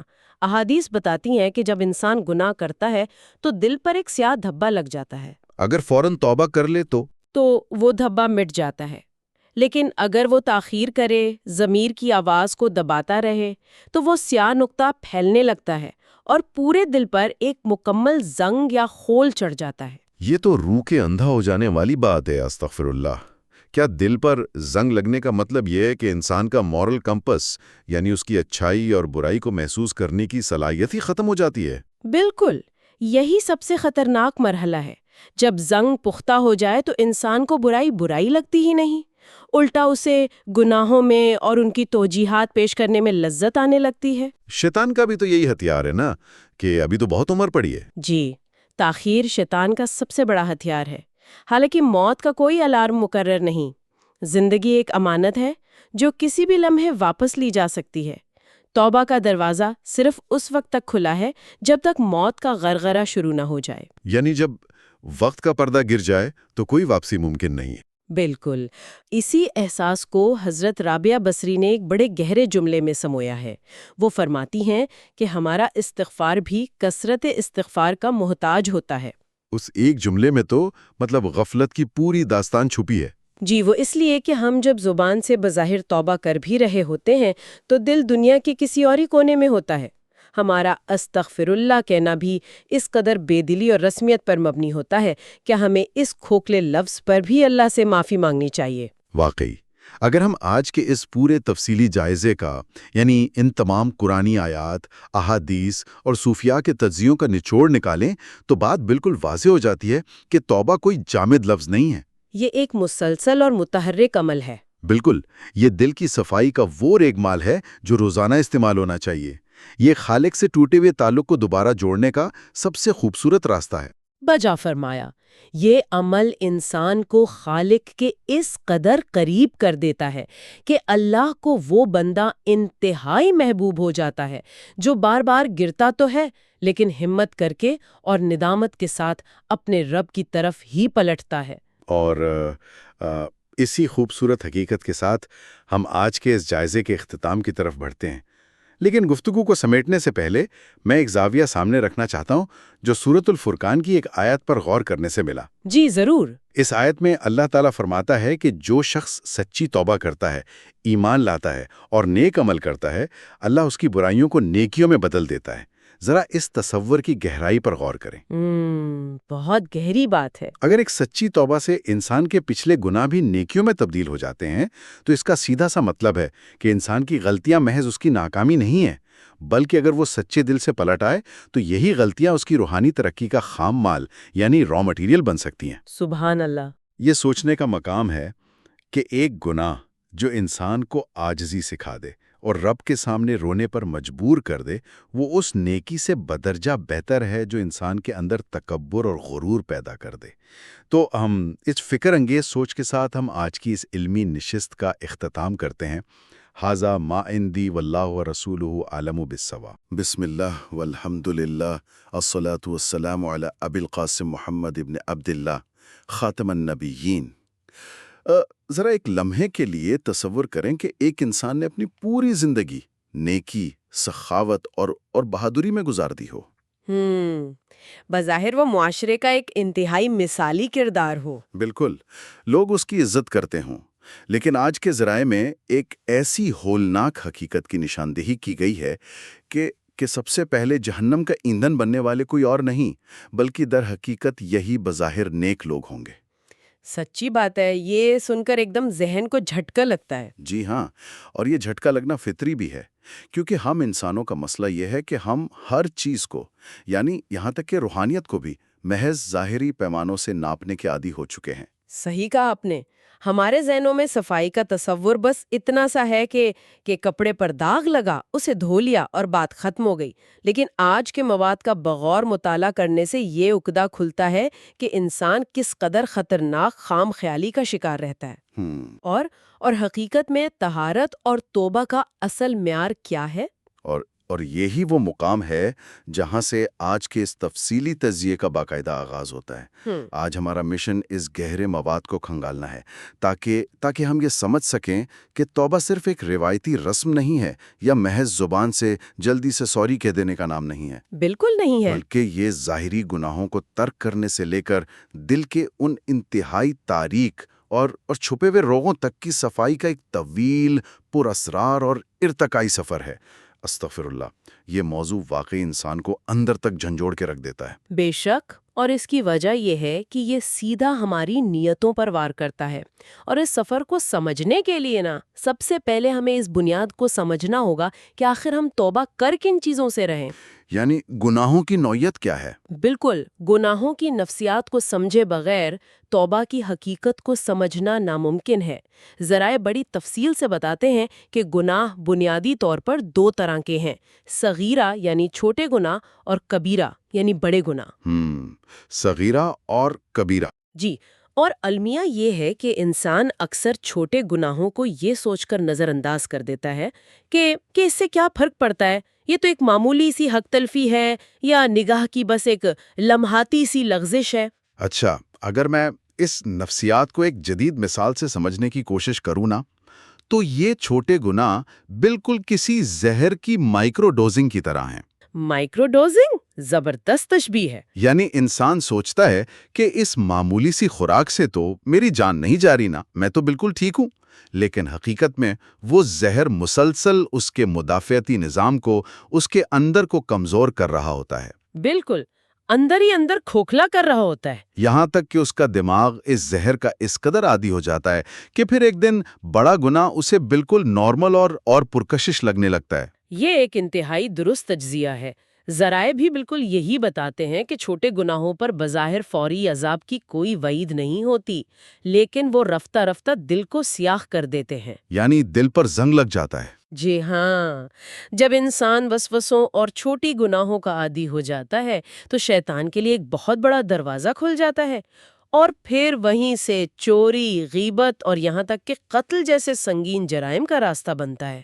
یہ تو ایک انتہائی خطرناک صورتحال ہے تو صحیح، لیکن وہیں پر ذرائع ہمیں مایوسی سے نکالنے کے لیے ایک انتہائی طاقتور راستہ بھی دکھاتے ہیں. بالکل، اور آج کے مواد میں اس حوالے سے جو ایک تاریخی واقعہ پیش کیا گیا وہ سیدھا دل پر اثر کرتا ہے. آپ سارنگی والے واقعے کی بات کر رہے ہیں؟ جی بالکل، یہ وہ واقعہ ہے جو ہمیں بتاتا ہے کہ جب انسان اس گناہوں کے زہر سے پوری طرح بھر جاتا ہے اور پھر اچانک اسے اپنی ہلاکت کا احساس ہوتا ہے تو خوف خدا کیا معجزے دکھاتا ہے. میں چاہوں گا کہ آپ اس واقعے کی گہرائی کو ذرا تفصیل سے سامنے لائیں. ضرور. تو یہ واقعہ حضرت عمر رضی اللہ عنہ کے دور خلافت کا ہے. ایک بوڑھا شخص تھا جو سارنگی بجایا کرتا تھا. صحیح. اس نے اپنی پوری زندگی یعنی قریباً 70 سال گناہوں میں اور لوگوں کا دل بہلانے میں گزار دیے. لیکن ظاہر ہے جب بڑھاپا آیا، آواز کی کشش دم توڑ گئی اور انگلیاں کانپنے لگیں تو دنیا کا دستور ہے، لوگوں نے اسے سننا چھوڑ دیا. یعنی کوئی پوچھنے والا نہیں رہا. بالکل. نوبت یہاں تک آ گئی کہ وہ فاقہ کشی کا شکار ہو گیا. بھوک اور تنہائی نے اسے مکمل طور پر توڑ کر رکھ دیا. یہ وہ مقام ہے جہاں انسان کے پاس دنیا کی کوئی امید نہیں بچتی، سب دروازے بند ہو جاتے ہیں. اور مزے کی بات یہ ہے کہ یہی وہ مقام ہے جہاں خالص ترین توبہ جنم لیتی ہے. ہوا کچھ یوں کہ وہ بوڑھا مدینہ کے باہر ایک سنسان قبرستان میں چلا گیا. اس وقت اس کے دل میں دنیا کا کوئی خوف یا لالچ نہیں تھا. اس نے آسمان کی طرف دیکھا اور روتے ہوئے کہا کہ اے اللہ، اب جب مجھے کوئی نہیں سنتا، جب دنیا نے مجھے دھتکار دیا ہے، تو اب میں اپنا یہ ساز خالصتاً تیرے لیے بجاؤں گا. اللہ اکبر. اور اس تنہائی میں اس نے اپنے 70 سال کے گناہوں پر ایسی شدید ندامت محسوس کی کہ وہ روتے روتے بے ہوش ہو کر گر پڑا. یعنی دل بالکل پگھل گیا. جی، اور پھر وہ ہوتا ہے جو انسانی عقل کو دنگ کر دے. اللہ کی رحمت جوش میں آتی ہے. اسی دوپہر خلیفہ وقت حضرت عمر رضی اللہ عنہ کو خواب میں براہ راست حکم ملتا ہے کہ ہمارا ایک دوست قبرستان میں پڑا ہے، بیت المال سے 700 درہم لے کر فوراً اس کے پاس جاؤ۔ یہ مقام تو حیرت کی انتہا ہے، مطلب 70 سال کا گناہ گار اور اللہ اسے دوست کہہ کر پکار رہا ہے۔ یہی تو توبہ کی طاقت ہے۔ تو جب حضرت عمر رضی اللہ عنہ اس بوڑھے کے پاس پہنچے اور اسے خوشخبری سنائی تو اس کا رد عمل کیسا تھا؟ اس کا رد عمل ہی دراصل سچی توبہ کی تعریف ہے۔ جب اسے سنا کہ اللہ نے اس کی خصلت کی تعریف کی ہے تو وہ چیخ پڑا۔ اس نے اپنی سارنگی، جو اس کی روزی روٹی کا واحد ذریعہ تھی، اٹھائی اور اسے زمین پر دے مار کر ریزہ ریزہ کر دیا۔ واہ، سب کچھ توڑ دیا۔ دا تھی جس نے 70 سال میرا خون پیا۔ استغفر اللہ۔ یہ واقعہ اس بات کی زبردست دلیل ہے کہ جب انسان صدق کے دل سے پچھتاتا ہے تو ایک لمحے کی سچی تڑپ پوری زندگی کے اعمال نامے کا رخ موڑنے کی طاقت رکھتی ہے۔ بے شک، لیکن اس زبردست واقعے کو پڑھنے کے بعد میرے ذہن میں ایک بہت ہی منطقی سا سوال ابھرتا ہے، اور مجھے یقین ہے کہ مواد پر غور کرنے والا ہر شخص یہ سوچے گا کہ اگر فرض کریں کہ اس بوڑھے کی طرح کسی انسان نے مکمل طور پر گناہ چھوڑ دیے، دل میں سچا خوف پیدا ہو گیا، تو کیا اب اس کا توبہ کا سفر ختم ہو گیا؟ یعنی کیا یہاں ایک فل سٹاپ آ گیا؟ ہاں، کیا اس کے آگے کوئی منزل نہیں؟ یہ ایک بہت اہم موڑ ہے گفتگو کا، اور ذرائع اس کا جواب نفی میں دیتے ہیں۔ سفر ختم نہیں ہوتا، بلکہ اصل روحانی سفر تو گناہ چھوٹنے کے بعد شروع ہوتا ہے۔ اچھا، وہ کیسے؟ یہاں مواد میں توبہ کے مختلف مقامات اور منازل کی ایک پوری سائنس بیان کی گئی ہے۔ بنیادی طور پر توبہ کے 4 مدارج بتائے گئے ہیں: توبہ نصوح، انابت، استجابت اور استحیا۔ یہ تو کافی مشکل اصطلاحات ہیں، ان کو ذرا عام فہم انداز میں کھولتے ہیں تاکہ بات واضح ہو۔ ضرور۔ سب سے پہلی سیڑھی ہے توبہ نصوح۔ اس کا مطلب ہے خالص توبہ، جس میں انسان گناہ کو جڑ سے اکھاڑ پھینکتا ہے اور دوبارہ اس کی طرف نہ پلٹنے کا پختہ ارادہ کرتا ہے۔ صحیح، یہ تو بنیادی توبہ ہو گئی۔ بالکل۔ اس کے بعد دوسری منزل آتی ہے انابت۔ اس مرحلے میں انسان صرف گناہ ہی نہیں چھوڑتا، بلکہ اپنے دل اور روح کا رخ مکمل طور پر اللہ کی طرف موڑ لیتا ہے، یعنی اس کے ہر عمل کا محور اللہ کی رضا بن جاتا ہے۔ یعنی وہ نیوٹرل سے نکل کر ایکٹیو نیکی کی طرف آ جاتا ہے، مثبت اعمال شروع کر دیتا ہے۔ جی بالکل۔ اور تیسرا درجہ ہے استجابت۔ یہاں انسان کا اللہ کے کائنات کے ساتھ ایک ایسا تعلق بن جاتا ہے کہ وہ کسی بھی خدائی پکار پر فوراً بغیر کسی تاخیر کے لبیک کہتا ہے۔ کوئی سستی نہیں ہوتی۔ بالکل۔ اور چوتھا اور سب سے بلند درجہ ہے استحیا۔ یہ وہ مقام ہے جہاں انسان کو ہر وقت، حتیٰ کہ بالکل جائز اور حلال کاموں میں بھی، اللہ کے سامنے ایک عجیب سی حیا اور شرم محسوس ہوتی رہتی ہے۔ ایک منٹ ذرا یہاں رکیے۔ جی۔ اگر ایک انسان ان منازل پر چلتے ہوئے مکمل طور پر گناہوں سے پاک ہو چکا ہے، وہ کوئی صغیرہ یا کبیرہ گناہ کر ہی نہیں رہا، تو پھر وہ توبہ کس چیز سے کر رہا ہے؟ یہ بات بظاہر ایک تضاد لگتی ہے۔ جب گناہ ہی موجود نہیں تو توبہ کیسی؟ یہی تو تصوف اور روحانیت کا وہ راز ہے جو عام عقل کی سمجھ سے ذرا بالا تر لگتا ہے۔ ذرائع اس نقطے کو انتہائی خوبصورتی سے واضح کرتے ہیں۔ وہ کہتے ہیں کہ ایک ہوتی ہے عام انسانوں کی توبہ اور ایک ہوتی ہے خواص، یعنی خاص مقرب لوگوں کی توبہ۔ اچھا، خواص کی؟ جی۔ عام انسان یعنی ہم جیسے لوگ جھوٹ، غیبت اور چوری جیسے گناہوں سے توبہ کرتے ہیں، لیکن جو خواص ہیں وہ ان گناہوں سے بہت پہلے پاک ہو چکے ہوتے ہیں۔ تو پھر وہ کس پر روتے ہیں؟ وہ غفلت پر روتے ہیں اور اس سے توبہ کرتے ہیں۔ غفلت پر، یعنی اللہ کی یاد سے غافل ہو جانے پر؟ بالکل۔ حضرت سلطان باہو کا وہ مشہور حوالہ ذرائع میں موجود ہے، جس میں وہ فرماتے ہیں کہ صوفیہ کے نزدیک وہ ایک لمحہ، محض ایک سیکنڈ جو اللہ کی یاد کے بغیر گزر جائے، وہ اسے اپنے لیے کفر کے مترادف سمجھتے ہیں۔ حیرت انگیز۔ وہ اس بات پر تڑپ اٹھتے ہیں کہ ان کی سانس اللہ کی یاد کے بغیر کیسے نکل گئی۔ استغفر اللہ۔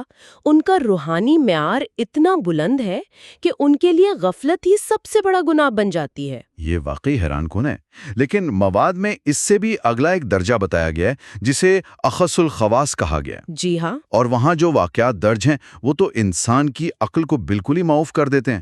وہاں ذکر ہے کہ یہ طبقہ نہ صرف گناہ اور غفلت سے بلکہ اپنی بالکل جائز اور حلال محبتوں پر بھی توبہ کرتا ہے۔ بالکل، اور یہ روحانیت کی وہ معراج ہے جہاں پہنچ کر دل کی ساخت ہی بدل جاتی ہے۔ وہاں 2 واقعات کا خاص طور پر ذکر کیا گیا ہے۔ پہلا واقعہ حضرت ابراہیم بن ادہم کا ہے۔ وہ کعبے کا طواف کر رہے تھے اور اچانک ان کی نظر اپنے اس بیٹے پر پڑی جس سے وہ برسوں بعد ملے تھے۔ صحیح۔ اب ایک باپ کی طبعی محبت جوش میں آئی اور انہوں نے بے ساختہ اپنے بیٹے کو گلے لگا لیا۔ اب دیکھا جائے تو یہ کوئی گناہ نہیں تھا، ایک باپ کا خالص پیار تھا، لیکن ذرائع کے مطابق اسی وقت آسمان سے ندا آئی کہ ہم سے دوستی کے دعوے کے ساتھ کسی اور سے محبت۔ یہ تو بظاہر بہت سخت اور کٹھن لگ رہا ہے۔ مطلب ایک باپ کی اپنے بیٹے کے لیے محبت تو ایک بڑی ہی فطری چیز ہے نا، تو پھر اس پر اتنی بڑی کٹھن گرفت کیوں؟ اس گرفت کی وجہ وہ روحانی اصول ہے جسے غیرت الہی کہا جاتا ہے۔ جب کوئی انسان اخص الخواص کے مقام پر پہنچتا ہے تو اللہ اسے اپنا مکمل اور خالص دوست چن لیتا ہے۔ اچھا۔ اس مقام پر دل صرف ایک محبت کو سنبھالنے کے لیے مخصوص ہو جاتا ہے۔ اسے آپ یوں سمجھیں کہ ان کے دل میں 2 محبتوں کے بے وقت وجود کی گنجائش ہی ختم کر دی جاتی ہے۔ جب انہوں نے اللہ سے کامل عشق کا دعویٰ کیا تو پھر اس دل میں لمحہ بھر کے لیے بھی بیٹے کی محبت کا غالب آ جانا ایک قسم کی روحانی بے وفائی شمار ہوا، اور ذرائع بتاتے ہیں کہ اسی وقت ان کے بیٹے کا انتقال ہو گیا۔ اگر میں اس تصور کو آج کی زبان میں واضح کروں نا، تو یہ ایک ایسے انتہائی حساس رشتے کی طرح ہے جہاں ایک محبوب نے اپنا سب کچھ نچھاور کر دیا ہو، وہ مسلسل عطا کر رہا ہو، اور اچانک انسان اس محبوب کی ذات کو چھوڑ کر اس کی دی ہوئی کسی عظیم الشان نعمت کو تکنے لگے۔ بالکل، تو کیا یہ بات محبت کرنے والے کو ناگوار نہیں گزرے گی؟ بالکل درست تشبیہ دی آپ نے، اور اسی تشبیہ کی دوسری عملی مثال ذرائع میں حضرت رابعہ بصری کے واقعے سے ملتی ہے۔ وہ کیا واقعہ ہے؟ وہ ایک دفعہ سخت بیمار پڑ گئیں۔ جب لوگوں نے ان سے بیماری کی وجہ پوچھی تو انہوں نے کسی جسمانی عارضے کا ذکر نہیں کیا، انہوں نے ایک انتہائی لرزہ خیز بات کہی۔ اچھا، کیا کہا انہوں نے؟ انہوں نے بتایا کہ میرے دل میں محض ایک لمحے کے لیے، صرف ایک لمحے کے لیے جنت کی خواہش پیدا ہو گئی تھی، جس پر اللہ کا عتاب نازل ہوا کہ دعویٰ ہماری محبت کا اور طلب جنت کی۔ استغفر اللہ۔ اللہ اکبر۔ یعنی وہ اللہ کی عبادت اس لیے نہیں کر رہی تھیں کہ انہیں جنت چاہیے، بلکہ صرف اس لیے کر رہی تھیں کہ وہ اللہ سے محبت کرتی تھیں۔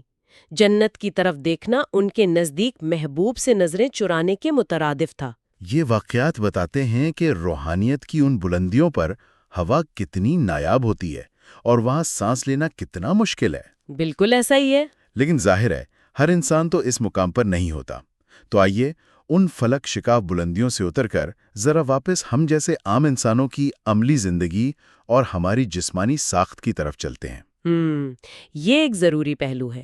ذرائع بڑی گہرائی سے یہ بتاتے ہیں کہ انسان کے اندر پیدا ہونے والے ارادے کس طرح اس کے جسمانی اعضاء کے ذریعے گناہوں کا روپ دھارتے ہیں۔ یہ ایک انتہائی عملی پہلو ہے، کیونکہ ارادہ کتنا ہی برا کیوں نہ ہو، اس کی تکمیل تو جسمانی اعضاء ہی کرتے ہیں نا۔ مواد میں خاص طور پر 4 اعضاء کا ذکر ہے: آنکھ، کان، زبان اور پیٹ۔ صحیح۔ اور ان میں زبان اور پیٹ کے گناہوں کی جو شدت بتائی گئی ہے وہ واقعی روح فرسا ہے۔ جی ہاں، زبان کے حوالے سے جو بات سامنے آئی وہ ہم روزمرہ زندگی میں کتنی آسانی سے کر جاتے ہیں، یعنی غیبت۔ بالکل، ہم اسے گناہ سمجھتے ہی نہیں ہیں۔ اور ذرائع بتاتے ہیں کہ غیبت کرنا 30 مرتبہ زنا کرنے سے بھی زیادہ سنگین گناہ ہے، اور اسے مرے ہوئے بھائی کا گوشت کھانے سے تشبیہ دی گئی ہے۔ اسی طرح پیٹ کا معاملہ ہے کہ اگر اس میں حرام کا ایک لقمہ بھی چلا جائے تو انسان کی تمام عبادات کی قبولیت کا راستہ بند ہو جاتا ہے۔ اور انسان ان اعضاء کے ذریعے کیسے دھوکہ کھاتا ہے، اس پر حضرت مالک بن دینار کا ایک بڑا ہی سبق آموز واقعہ مواد کا حصہ ہے۔ ہاں، وہ بادشاہ والا واقعہ۔ جی، ایک دفعہ ان کا گزر ایک راستے سے ہوا جہاں انہوں نے ایک بادشاہ کی انتہائی قیمتی اور خوبصورت کنیز کو دیکھا۔ لوگ اس کے حسن کے دیوانے تھے، لیکن حضرت مالک بن دینار نے بادشاہ کے سامنے جا کر کہا کہ میں اسے کھجور کی ایک سڑی ہوئی گٹھلی کے بدلے بھی نہ خریدوں۔ بادشاہ تو یقیناً یہ سن کر حیران رہ گیا ہوگا۔ بالکل۔ جب بادشاہ نے پوچھا کہ اتنی قیمتی کنیز کی اتنی کم قیمت کیوں لگا رہے ہو، تو انہوں نے اس کے ظاہری اور باطنی عیب گنوائے۔ اچھا، کیا عیب بتائیں؟ انہوں نے ایک انتہائی تلخ حقیقت بیان کی کہ اگر یہ منہ نہ دھوئے تو بدبودار ہو جائے، عمر گزرے تو بوڑھی ہو جائے گی، اور سب سے بڑھ کر یہ کہ یہ بے وفا ہے، آج تیری ہے کل کسی اور کی ہوگی۔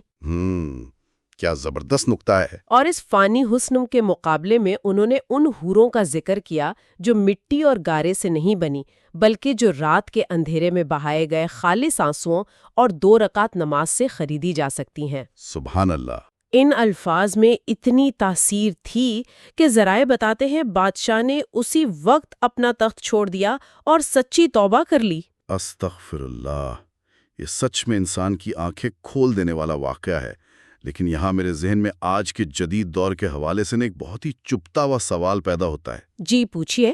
حضرت مالک بن دینار کے دور میں تو چلے گناہ کے مواقع شاید کم تھے، آج کے اس ڈیجیٹل دور میں جہاں ہر شخص کے ہاتھ میں اسمارٹ فون ہے، انٹرنیٹ ہے، سوشل میڈیا ہے، ان چیزوں نے تو آنکھوں اور کانوں کا گناہ کرنا اس قدر آسان کر دیا ہے کہ اب انسان کو گھر سے باہر قدم نکالنے کی بھی ضرورت نہیں۔ یہ تو ہے۔ تو ایسے ماحول میں جہاں ہر طرف گناہ کی دعوت ہے، ایک انسان اپنے ان اعضاء کی حفاظت آخر کیسے کرے؟ یہ آج کے دور کا سب سے بڑا چیلنج ہے۔ ذرائع اس کا حل 1400 سال پرانی لیکن دائمی حقیقت کی روشنی میں دیتے ہیں۔ وہ یاد دلاتے ہیں کہ قیامت کے دن یہ اعضاء، ہمارے ہاتھ، ہمارے پیر، ہماری زبان، یہ کوئی بے جان چیزیں نہیں رہیں گی، بلکہ یہ خود ہمارے خلاف گواہی دیں گی۔ یعنی ہمارے اپنے اعضاء ہمارے خلاف بولیں گے؟ جی ہاں، انسان کے ہونٹوں پر مہر لگ جائے گی اور اس کے ہاتھ پاؤں بولیں گے کہ ہم نے تنہائی میں کیا کیا تھا۔ اس سے بچاؤ کا واحد راستہ جس پر ذرائع زور دیتے ہیں وہ یہ ہے کہ بلا ضرورت گفتگو سے مکمل پرہیز کیا جائے اور اپنی نگاہوں کو جھکا کر رکھا جائے۔ نگاہوں کی حفاظت بہت ضروری ہے۔ بالکل، کیونکہ بصارت ہی وہ پہلا تیر ہے جو سیدھا دل پر وار کرتا ہے اور پھر انسان کو گرا دیتا ہے۔ استغفر اللہ۔ واقعی یہ خوف زدہ کر دینے والی بات ہے۔ لیکن ذرا رکیے، مواد ہمیں اس سے بھی ایک قدم آگے ایک اور ہولناک حقیقت کی طرف لے جاتا ہے۔ اچھا، وہ کیا؟ اگر فرض کریں کہ ایک انسان بظاہر اپنے تمام اعضاء کو مکمل قابو میں کر لے، یعنی اس کی آنکھیں جھکی ہوئی ہیں، وہ اسمارٹ فون پر کچھ غلط نہیں دیکھ رہا، وہ کسی کی غیبت نہیں کر رہا، حرام کا ایک لقمہ نہیں کھا رہا، بلکہ دن رات صرف اور صرف عبادت میں مشغول ہے، کیا اب اس کا روحانی قلع مکمل طور پر محفوظ ہے؟ یہ وہ مقام ہے جہاں بڑے بڑے زاہد اور عابد مار کھا جاتے ہیں۔ بالکل۔ ذرائع ایک انتہائی خطرناک پوشیدہ وائرس کی نشاندہی کرتے ہیں۔ اگر آپ کے ظاہری اعمال بالکل پرفیکٹ بھی ہیں، تب بھی دل کے اندر چھپے ہوئے روگ 1 سیکنڈ میں آپ کی دہائیوں کی عبادت کو جلا کر راکھ کر سکتے ہیں۔ اور ان روگوں میں سب سے تباہ کن حسد اور ریا یعنی دکھلاوا ہیں۔ ان کی تباہ کاری کا کام کرنے کا طریقہ کیا ہے؟ حسد کو اتنی بری چیز کیوں سمجھا گیا ہے؟ اصل میں حسد انسان کا اللہ کی ذات پر ایک خاموش اعتراض ہے۔ خاموش اعتراض؟ جی، جب کوئی شخص کسی دوسرے کی نعمت کو دیکھ کر جلتا ہے تو وہ شعوری یا لاشعوری طور پر یہ کہہ رہا ہوتا ہے کہ یا اللہ تیری تقسیم غلط ہے، اسے یہ چیز نہیں ملنی چاہیے تھی، مجھے ملنی چاہیے تھی۔ یہ اللہ کی حکمت سے بغاوت ہے۔ اللہ اکبر۔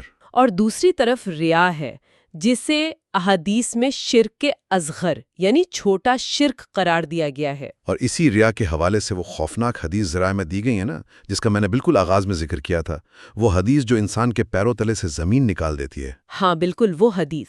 ایک وہ قاری جس نے دن رات قرآن پڑھا اور اس کا علم پھیلایا، ایک وہ سخی جس نے اپنا بے تحاشا مال غریبوں اور اللہ کی راہ میں خرچ کیا، اور ایک وہ شہید جس نے میدان جنگ میں اپنی جان دے دی۔ بظاہر یہ وہ نیکیاں ہیں جن کا کوئی مقابلہ نہیں، بالکل، لیکن اللہ تعالیٰ ان تینوں کو منہ کے بل جہنم میں پھینک دے گا۔ کیوں؟ اس لیے کہ ان کے اعمال کا خول تو بہت خوبصورت تھا، لیکن اندر سے وہ بالکل کھوکھلا تھا۔ صحیح، انہوں نے یہ سب اس لیے کیا تھا تاکہ دنیا انہیں بہترین قاری، سب سے بڑا سخی اور بہادر کہے۔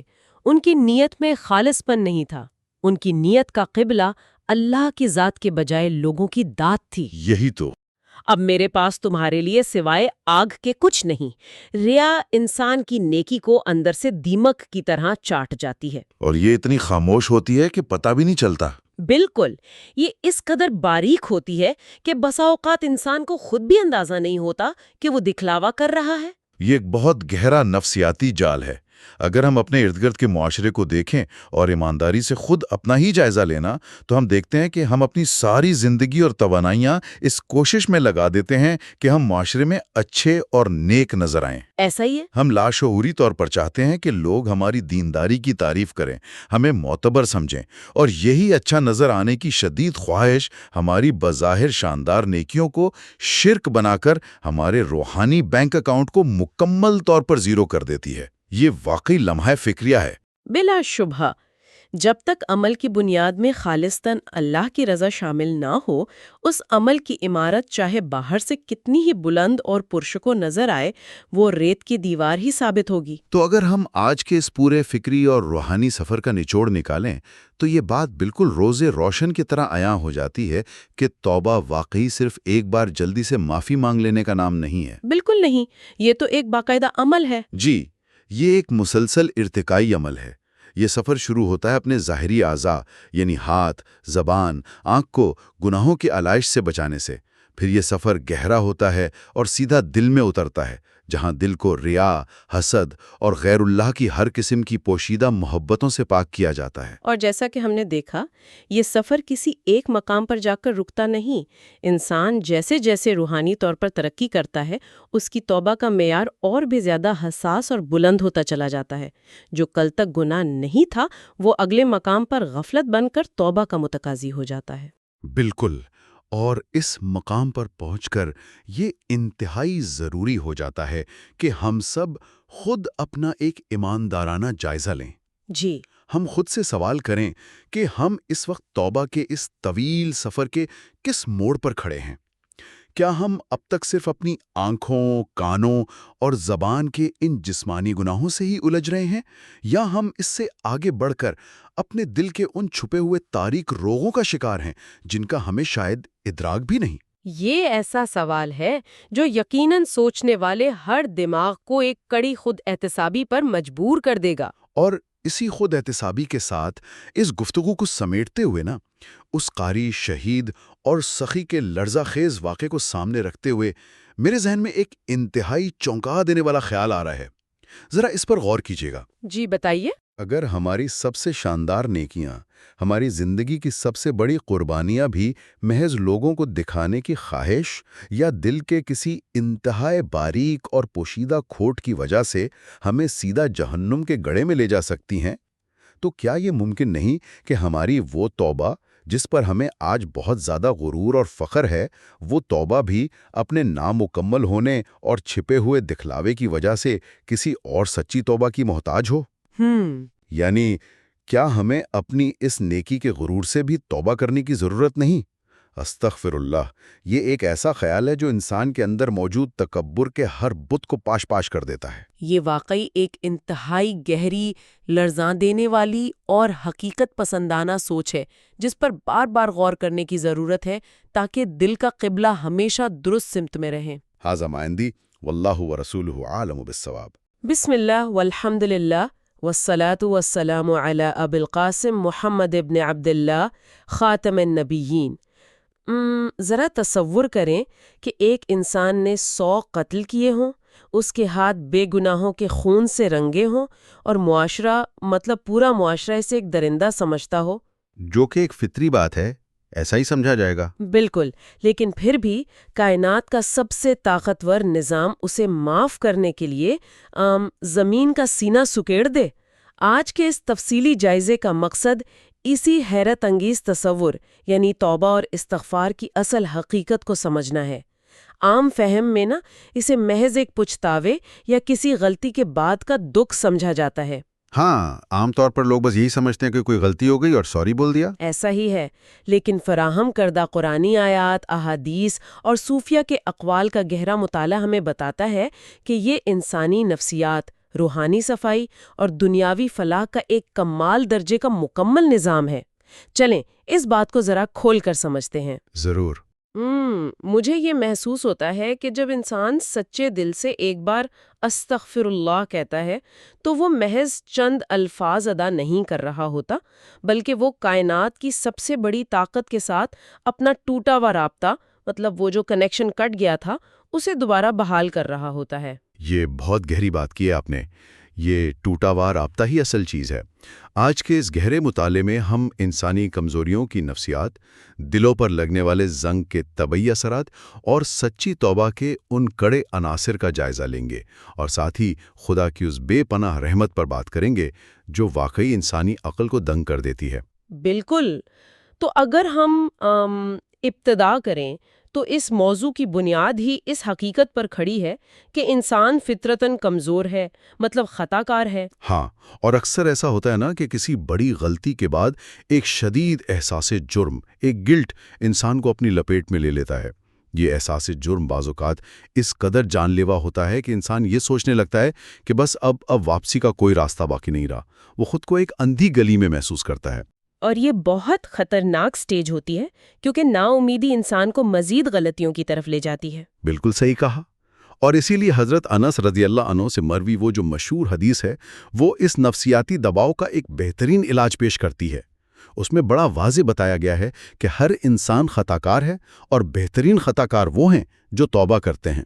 مطلب انسان ہونے کے ناطے غلطی ہونا کوئی انوکھی بات نہیں ہے۔ جی، ان الفاظ کی گہرائی پر اگر غور کیا جائے تو ان میں انسانی فطرت کی اس کمزوری کو تسلیم کیا گیا ہے جسے ہم اکثر چھپانے کی کوشش کرتے ہیں۔ یہاں انسان سے فرشتے بننے کی توقع نہیں کی جا رہی، اور نہ ہی غلطیوں سے مکمل پاک ہونے کی۔ ہاں، بلکہ اس کی کمزوری کو مان کر اسے سنبھلنے، مطلب گر کر دوبارہ اٹھنے کا ایک عملی راستہ دیا جا رہا ہے۔ میں یہی سوچ رہی تھی کہ یہ کتنی پریکٹیکل اپروچ ہے نا؟ لیکن اگر ہم اسے وسیع تر تناظر میں دیکھیں تو گناہ محض ایک وقتی عمل یا کسی قانون کو توڑنے کا نام نہیں ہے۔ مطلب یہ ایک ایسا عمل ہے جس کے اثرات براہ راست اور فوری طور پر انسانی قلب پر، اس کے دل پر مرتب ہوتے ہیں۔ وہ جو دل پر دھبا لگنے والی بات ہے، میں نے اس کے بارے میں پڑھا ہے۔ بالکل وہی۔ حضرت ابو ہریرہ رضی اللہ عنہ کی روایت کے مطابق جب انسان کوئی گناہ کرتا ہے تو اس کے دل پر ایک سیاہ نشان، ایک دھبا پڑ جاتا ہے۔ اب یہ کوئی علامتی یا میٹافوریکل بات نہیں ہے، بلکہ ایک باقاعدہ روحانی حقیقت ہے۔ اگر وہ رک جائے اور معافی مانگ لے تو دل صاف ہو جاتا ہے، اور اگر وہ نہ رکے تو پھر اگر وہ اسی راہ پر چلتا رہے تو وہ دھبا پھیلتا جاتا ہے۔ قرآن مجید میں اسی کیفیت کو رن یا زنگ کے لفظ سے بیان کیا گیا ہے۔ یہ زنگ دل کی بصیرت کو، اس کے دیکھنے کی صلاحیت کو مکمل طور پر دھندلا دیتا ہے، جس کے بعد ہوتا یہ ہے کہ حق اور باطل، اچھے اور برے کے درمیان تمیز کرنے کی صلاحیت ہی ختم ہو جاتی ہے۔ یہ سیاہ دھبے اور زنگ والی بات نا ذہن میں ایک بڑی دلچسپ تصویر بناتی ہے۔ مطلب اگر ہم اس کی تمثیل آج کے جدید دنیا سے لیں تو یہ بالکل ایک سمارٹ فون کی اسکرین کی طرح معلوم ہوتا ہے۔ اچھا، سمارٹ فون، وہ کیسے؟ دیکھیں نا، جب ڈیوائس بالکل نئی ہوتی ہے تو اسکرین کتنی شفاف ہوتی ہے، مطلب ہر چیز کرسٹل کلیئر نظر آتی ہے۔ لیکن روزمرہ کے استعمال سے مٹی، انگلیوں کے نشانات اور گرد و غبار کی وجہ سے وہ اسکرین آہستہ آہستہ اتنی دھندلی ہو جاتی ہے کہ اندر کی روشنی اور تحریر پڑھنا محال ہو جاتا ہے۔ ہاں، یہ بات تو ہے۔ تو دل پر لگنے والے گناہوں کے دھبے شاید اسی گرد و غبار کی طرح ہیں جو اس روحانی اسکرین کو دھندلا دیتے ہیں، اور استغفار وہ مائکرو فائبر کپڑا ہے جو اس اسکرین کو دوبارہ سے شفاف بناتا ہے تاکہ اندر کی روشنی باہر آ سکے۔ بڑی زبردست مثال دی ہے آپ نے، لیکن یہ تمثیل ایک حد تک کام کرتی ہے۔ اس میں ایک بہت بڑی خامی بھی ہے۔ خامی؟ وہ کیا؟ وہ یہ کہ اسمارٹ فون کی اسکرین پر لگی مٹی کو انسان کسی بھی وقت اپنے ہاتھ سے صاف کر سکتا ہے، وہ مکمل طور پر انسان کے اپنے اختیار میں ہے۔ لیکن دل پر جب گناہوں کا زنگ اتنا گہرا ہو جائے کہ وہ جو رانا کی کیفیت ہے وہ طاری ہو جائے، تو پھر انسان کے اپنے بس میں کچھ نہیں رہتا۔ وہ خود اپنے دل کو کھرچ کر صاف نہیں کر سکتا۔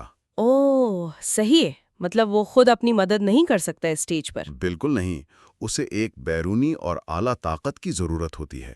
یہی وجہ ہے کہ جب انسان پوری عاجزی کے ساتھ اپنی بے بسی کا اقرار کرتے ہوئے استغفر اللہ ادا کرتا ہے تو وہ دراصل اس خدائی طاقت کو پکار رہا ہوتا ہے جو اس زنگ کو کاٹنے کی صلاحیت رکھتی ہے۔ یہ تو بہت ہی گہرا نقطہ ہے۔ اور یہاں سے وہ نازک مرحلہ شروع ہوتا ہے جسے ہم سچی توبہ کے عناصر کہتے ہیں۔ کیا یہ محض زبان کا کوئی ورد ہے؟ اس پر حضرت عبداللہ بن مسعود رضی اللہ عنہ کی ایک بڑی مختصر مگر انتہائی گہری روایت ملتی ہے کہ ندامت ہی توبہ ہے۔ یعنی اصل چیز وہ اندر کی کسک، وہ شرمندگی ہے جو انسان کی راتوں کی نیند اڑا دے۔ ندامت مطلب وہ جو اندر سے ایک ریگریٹ ہوتا ہے کہ میں نے یہ کیا کیوں؟ ہاں بالکل، اور صوفیہ کے اقوال اس کی مزید تشریح کرتے ہیں۔ محمد زقاق اور ابو علی روزباری رحمہم اللہ کے حوالوں سے واضح ہوتا ہے کہ اس عمل کے 3 کڑے درجے ہیں۔ پہلا، اپنی غلطی کا غیر مشروط اعتراف کرنا، دوسرا، اس پر دلی ندامت محسوس کرنا، اور تیسرا جو سب سے اہم ہے، اس گناہ کو فوراً ترک کر دینا۔ ہاں، چھوڑنا تو پڑے گا۔ حضرت ذوالنون مصری تو اس معیار کو اس قدر بلند کر دیتے ہیں کہ ان کے نزدیک گناہ سے باز آئے بغیر محض زبان سے معافی مانگتے رہنا کذابوں یعنی جھوٹوں کی توبہ ہے۔ ذوالنون مصری کا یہ قول تو سیدھا انسان کے ضمیر پر وار کرتا ہے۔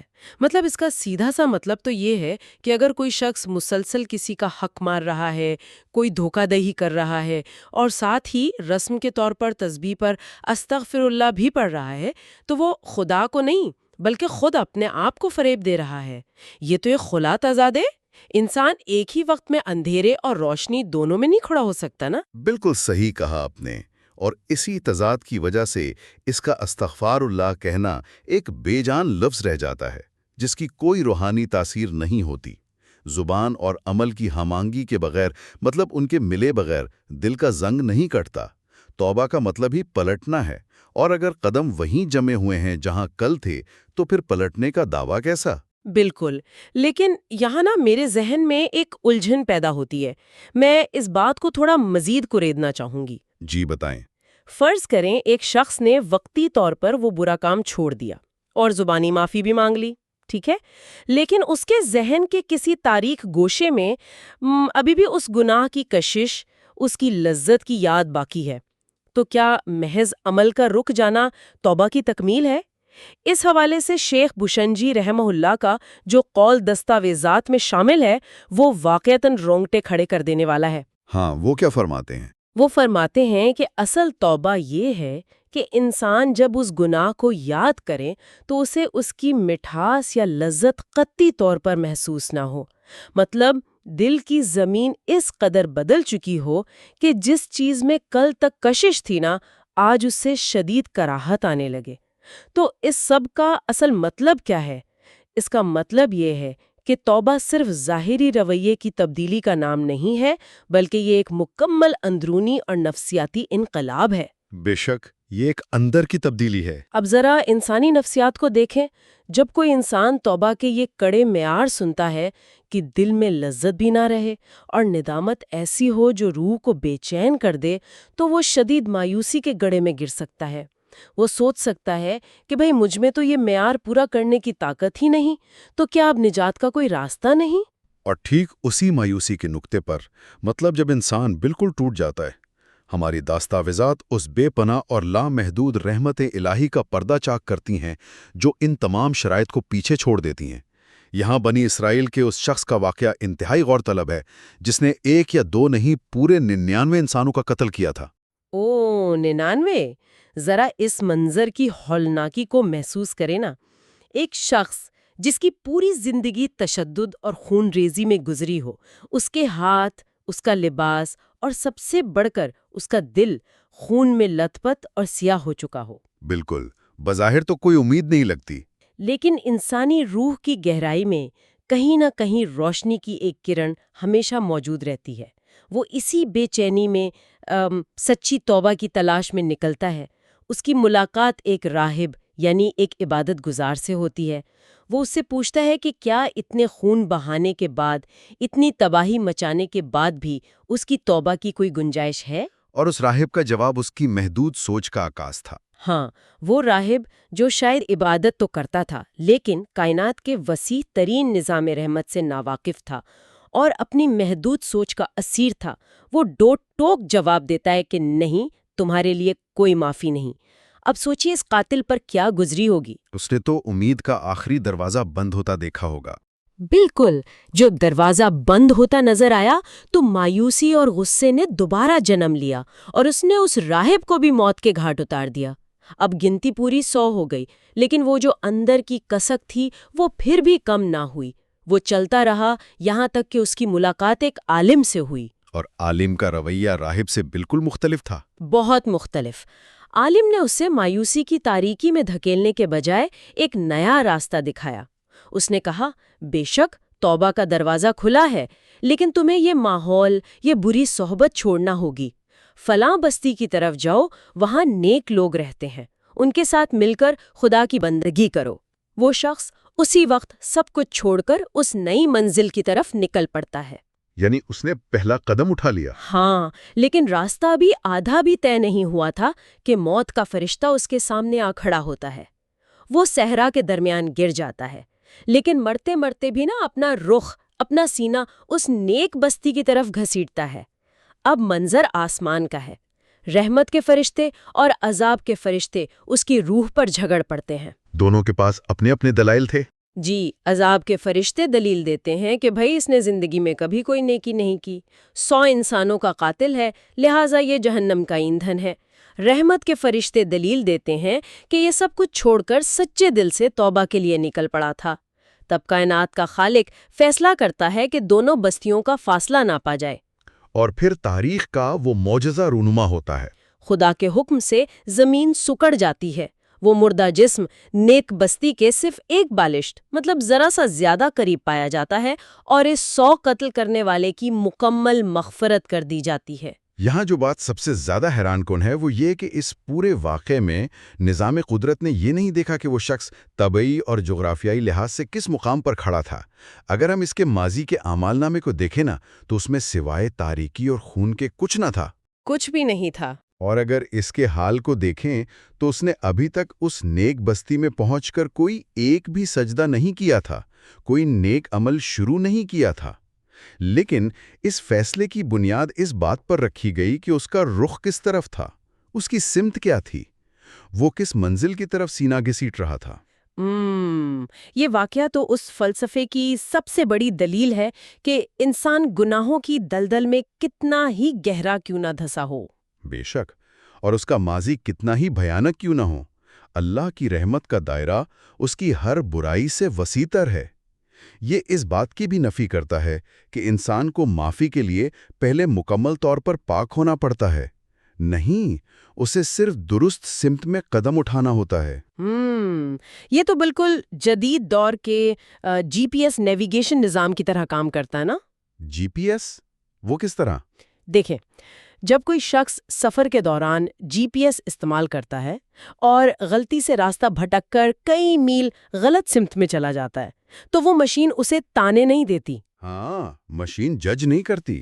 بالکل، وہ یہ نہیں کہتی کہ تم پچھلے 50 میل سے غلط کیوں چل رہے تھے، بلکہ جیسے ہی وہ شخص توبہ کا ایک موڑ لیتا ہے، یعنی ایک یو ٹرن لیتا ہے، تو وہ جی پی ایس فوراً اسی لمحے منزل کی طرف جانے کا ایک نیا راستہ متعین کر دیتا ہے. پچھلا سارا غلط سفر ایک لمحے میں غیر متعلقہ ہو جاتا ہے. کیا کمال کی مثال دی ہے آپ نے. اور اس خدائی خوشی اور رحمت کی وسعت کو سمجھنے کے لیے آج کے حوالوں میں ایک اور انتہائی کمال درجے کی حدیث موجود ہے. یہ حدیث ایک ایسی تمثیل پیش کرتی ہے جو انسان کو جھنجھوڑ کر رکھ دیتی ہے. میں سننا چاہوں گی. ذرا تصور کی آنکھ سے دیکھیں. ایک شخص ایک بے آب و گیاہ، سنسان اور دہکتے ہوئے ریگستان میں اکیلا سفر کر رہا ہے. حد نگاہ تک ریت کے ٹیلوں اور جھلسا دینے والی دھوپ کے سوا کچھ نہیں. اس کا واحد سہارا، اس کی زندگی کی آخری امید اس کی اونٹنی ہے جس پر اس کے پانی کے مشکزے اور خوراک لدھی ہوئی ہے. اور صحرا میں سواری کا گم ہونا تو موت ہے. بالکل. اچانک وہ اونٹنی گم ہو جاتی ہے. وہ شخص دیوانہ وار ریت پر دوڑتا ہے، اسے ڈھونڈتا ہے، لیکن کچھ دیر بعد اس پر حقیقت کھل جاتی ہے کہ اس موت کے صحرا میں بغیر پانی اور سواری کے زندہ بچنا ناممکن ہے. پیاس سے حلق کانٹے کی طرح خشک ہونے لگتا ہے اور وہ مایوسی کے آخری حد کو چھوتے ہوئے ایک سوکھے درخت کے سائے میں گر جاتا ہے موت کا انتظار کرنے کے لیے. یہ تو ایک انتہائی خوفناک کیفیت ہے. وہ آنکھیں بند کر لیتا ہے اس یقین کے ساتھ کہ اب بس اس کی کہانی ختم ہو چکی ہے. لیکن کچھ دیر بعد جب وہ آنکھیں کھولتا ہے تو کیا دیکھتا ہے؟ اس کی وہی گمشدہ اونٹنی معجزانہ طور پر اس کے سامنے کھڑی ہے اور اس کی نکیل اسی درخت کے تنے سے اٹکی ہوئی ہے۔ ذرا سوچیں اس شخص کی کیفیت کیا ہوگی؟ وہ تو خوشی سے پاگل ہو گیا ہوگا۔ موت کے جبڑے سے نکل کر دوبارہ زندگی پانے کی وہ بے قابو خوشی، وہ جنون۔ نبی کریم صلی اللہ علیہ وسلم نے اس صحرائی شخص کی اس ناقابل بیان خوشی کا نقشہ کھینچنے کے بعد جو جملہ ارشاد فرمایا وہ انسانی عقل کے احاطے سے باہر ہے۔ آپ صلی اللہ علیہ وسلم نے فرمایا کہ قسم خدا کی، اللہ تعالیٰ کو اپنے بندے کی توبہ پر، اس کے واپس لوٹنے پر، اس شخص کی سواری ملنے کی خوشی سے بھی زیادہ خوشی ہوتی ہے۔ سبحان اللہ! یہ سن کر بے ساختہ زبان سے استغفر اللہ جاری ہو جاتا ہے کہ کائنات کا وہ خالق جو ہماری عبادتوں کا ذرہ برابر محتاج نہیں، وہ ہمارے واپس لوٹنے کا اس قدر بےتابی سے انتظار کرتا ہے۔ یہ تمثیل واقعتاً خدا اور انسان کے تعلق کی ایک بالکل نئی جہت متعارف کرواتی ہے، لیکن ہمیں اس کے ساتھ کچھ طبعی حقائق کو بھی مد نظر رکھنا ہوگا۔ طبعی حقائق کیا مطلب؟ توبہ کے اس کھلے دروازے کی بھی ایک حتمی حد مقرر کی گئی ہے۔ احادیث واضح کرتی ہیں کہ یہ دروازہ 2 صورتوں میں ہمیشہ کے لیے بند ہو جاتا ہے۔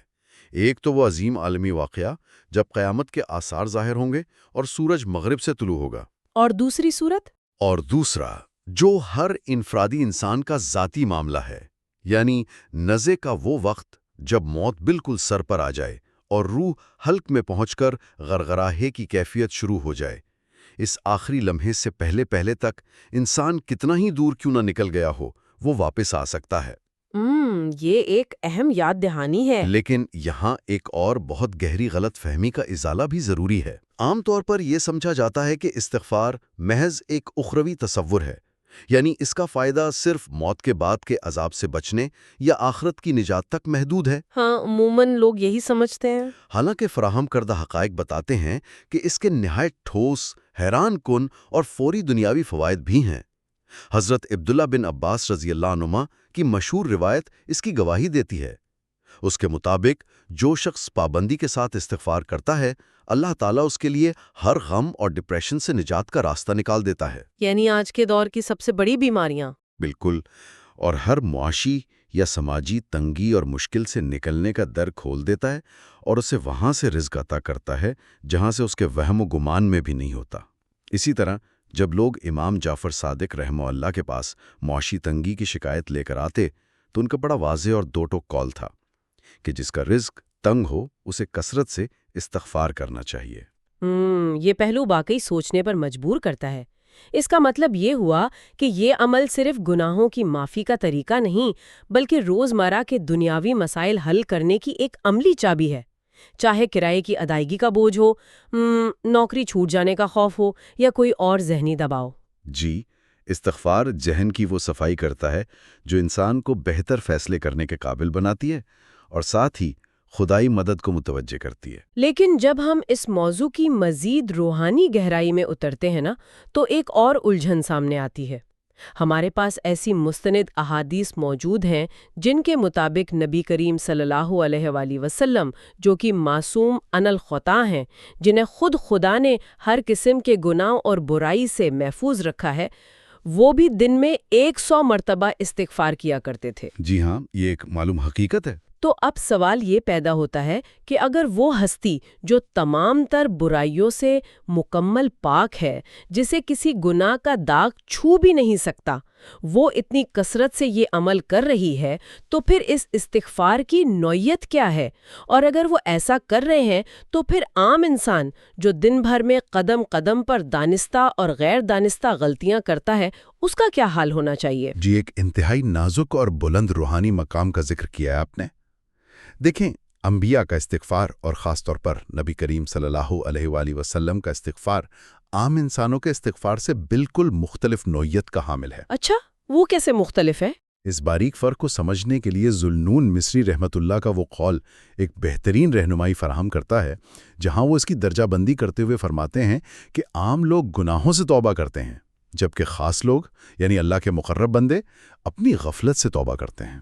غفلت سے توبہ؟ جی، عام انسان کا استغفر اللہ کہنا کسی بدعملی، جھوٹ یا کسی کے حق مارنے کی معافی ہوتا ہے، لیکن ان خاص اور معصوم ہستیوں کا استغفار دراصل اس بات کا احساس ہوتا ہے کہ کوئی ایک لمحہ کوئی ایک سانس بھی ایسا کیوں گزرا جس میں وہ مکمل طور پر خدا کی یاد میں مستغرق نہیں تھے؟ سبحان اللہ، یہ تو محبت کی انتہا ہے۔ یا یہ بے پناہ عاجزی کہ وہ جو بھی عبادت کر رہے ہیں وہ ذات کی شان کے لائق نہیں جیسی کہ ہونی چاہیے۔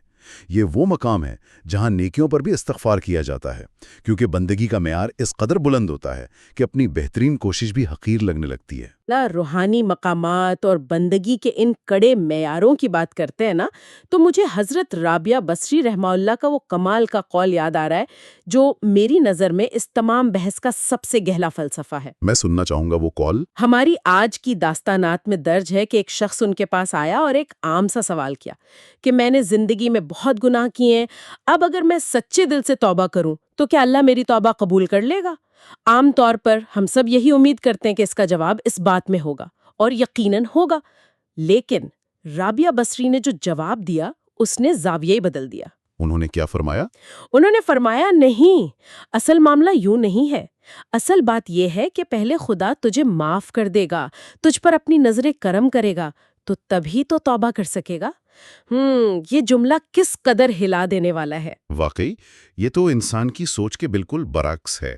بالکل، انسان عموماً اس غرور میں مبتلا رہتا ہے کہ توبہ کرنے میں پہل اس نے کی ہے، کہ وہ خود چل کر مسجد گیا ہے یا اس نے خود سجدہ کیا ہے، لیکن حقیقت میں جب اللہ کسی انسان سے محبت کرتا ہے، اس کی حالت پر مہربان ہوتا ہے، تو وہ اس کے دل کی زمین کو نرم کرتا ہے، اس میں ندامت کا بیج بوتا ہے اور پھر اسے اپنے در پر جھکنے اور رونے کی توفیق عطا کرتا ہے۔ یہ سارا عمل انسان کا اپنا کمال نہیں بلکہ خالصتاً خدائی توفیق کا نتیجہ ہے۔ اور یہی وہ مقام ہے جہاں انسان کے اندر کی ہر قسم کی انا، یہاں تک کہ نیکی اور توبہ کا غرور بھی ریزہ ریزہ ہو جاتا ہے، جب اسے یہ سمجھ آ جاتی ہے کہ اس کا راتوں کو اٹھ کر رونا، اس کا گڑ گھڑانا، اس کا برائی سے واپس پلٹنا، یہ سب بھی دراصل اسی خالق کی دین ہے جس سے وہ معافی مانگ رہا ہے، تو یہ احساس انسان کو زمین کے ساتھ لگا دیتا ہے۔ وہ مزید عاجز ہو جاتا ہے۔ جی، اور یہی عاجزی اس کے دل کے زنگ کو ہمیشہ کے لیے ختم کر کے اسے حقیقی معنوں میں پاک کر دیتی ہے۔ تو اگر ہم آج کی اس ساری طویل اور گہری گفتگو کو سمیٹیں تو یہ بات بالکل روزے روشن کی طرح عیاں ہو جاتی ہے کہ توبہ اور استغفار کوئی بھاری بوجھ، کوئی روحانی سزا یا محض ماضی کے اندھیروں کا رونا نہیں ہے۔ یہ ایک انتہائی خوبصورت، مثبت اور ارتقائی عمل ہے۔ بالکل، یہ آگے بڑھنے کا راستہ ہے۔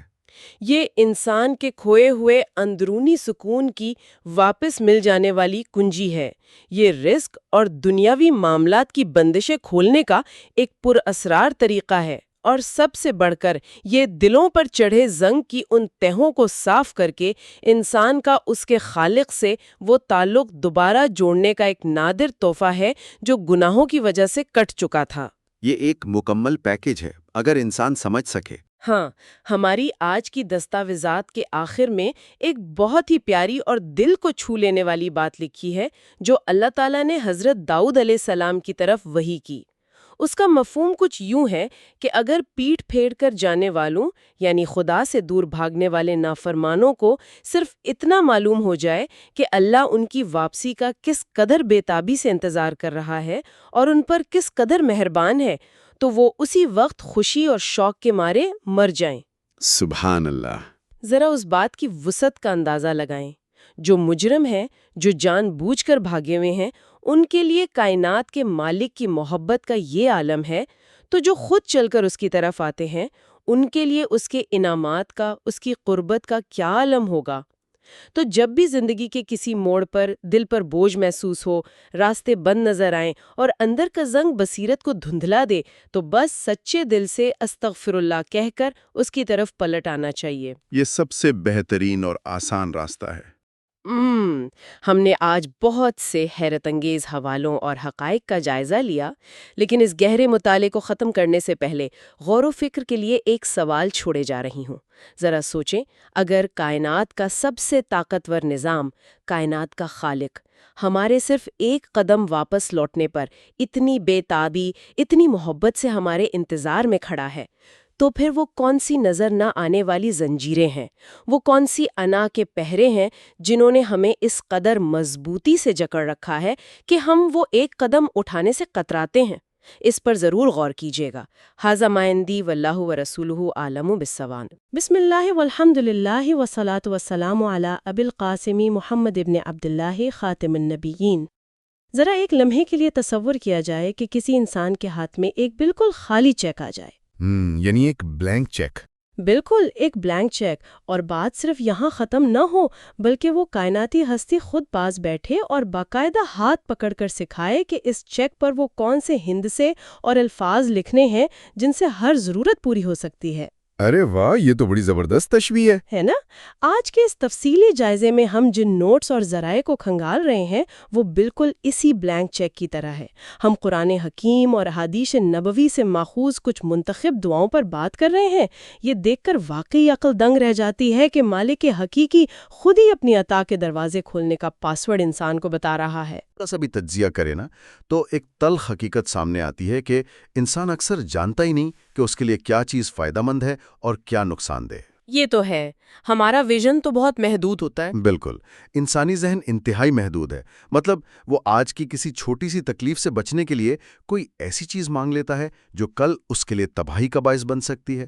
اسی لیے دیکھیں، جب خالق خود الفاظ کا انتخاب کرتا ہے نا تو وہ انسان کی اس کمزوری، اس کے خوف اور اس کی اصل ضروریات کا بالکل حقیقت پسندانہ احاطہ کر لیتا ہے۔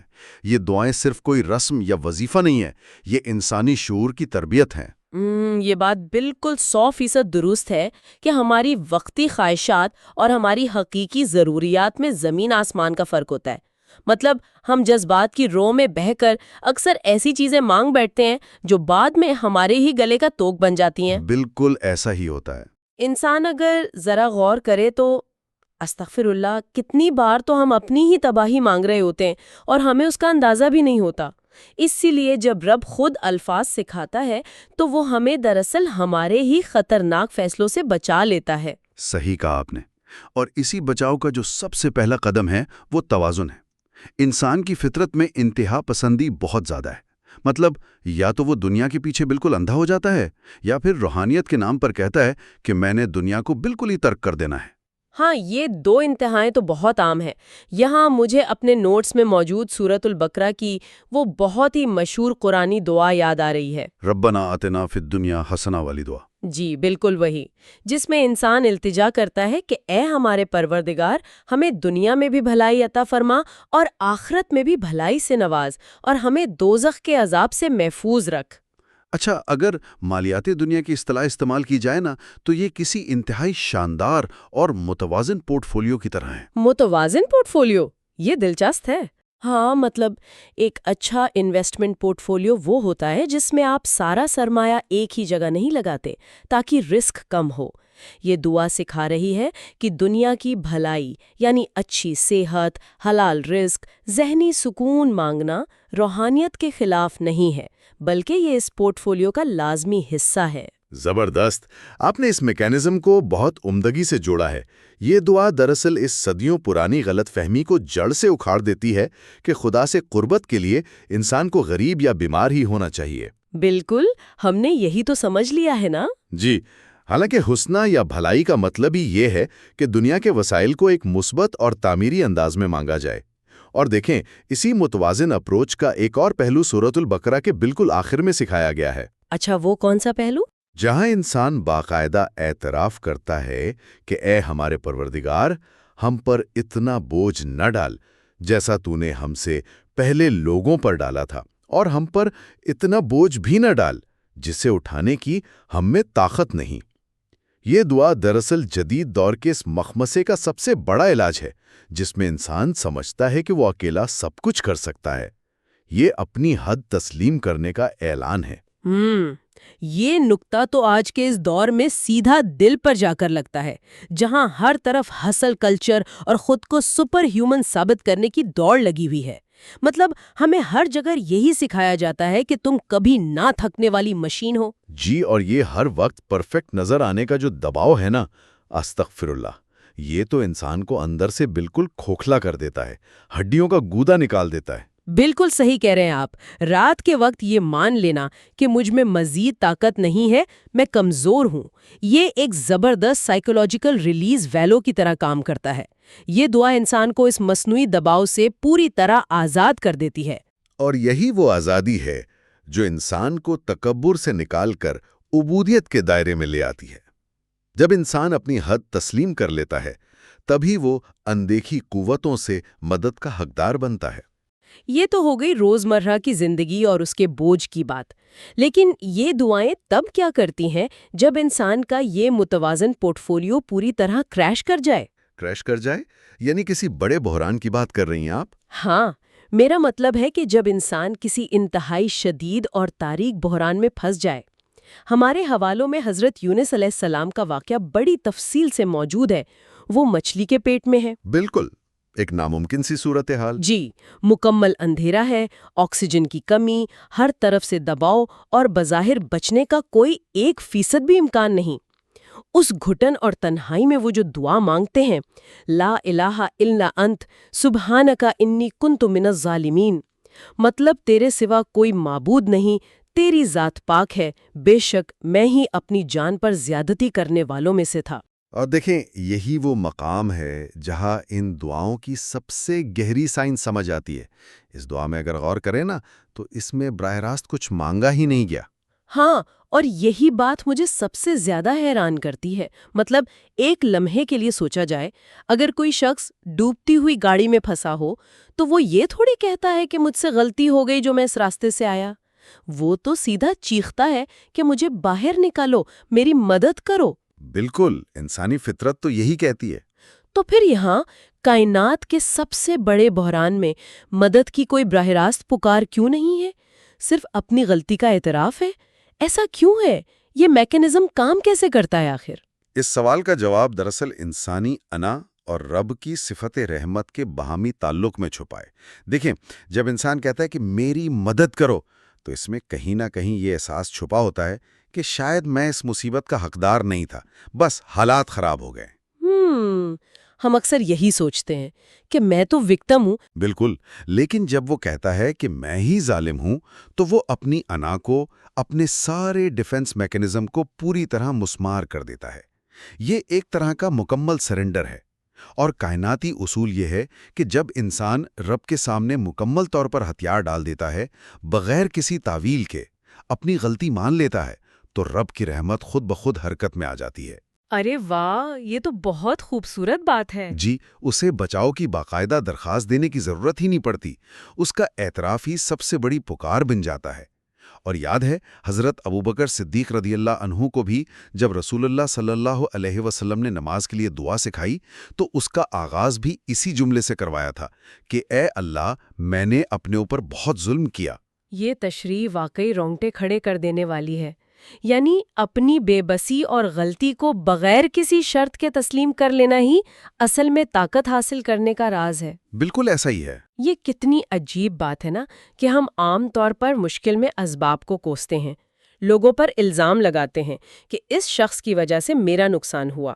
لیکن جب انسان سچی نیت سے یہ دیکھتا ہے کہ اس نے انا میں خود اپنی جان پر کتنا ظلم کیا ہے، تو بے ساختہ استغفر اللہ دل سے نکلتا ہے کہ ہم کتنے اندھے ہو جاتے ہیں اپنی غلطیوں کی طرف۔ در حقیقت بحران میں یہ دعائیں انسان کے ذہن کو ان بیرونی اسباب اور بہانوں سے ہٹا کر سیدھا کائنات کے مرکز سے جوڑ دیتی ہیں۔ یہ تو ہو گئی مچھلی کے پیٹ جیسی زندگی اور موت کی کشمکش، لیکن سچی بات یہ ہے کہ ہم میں سے زیادہ تر لوگ روزانہ کسی مچھلی کے پیٹ میں نہیں پھنستے۔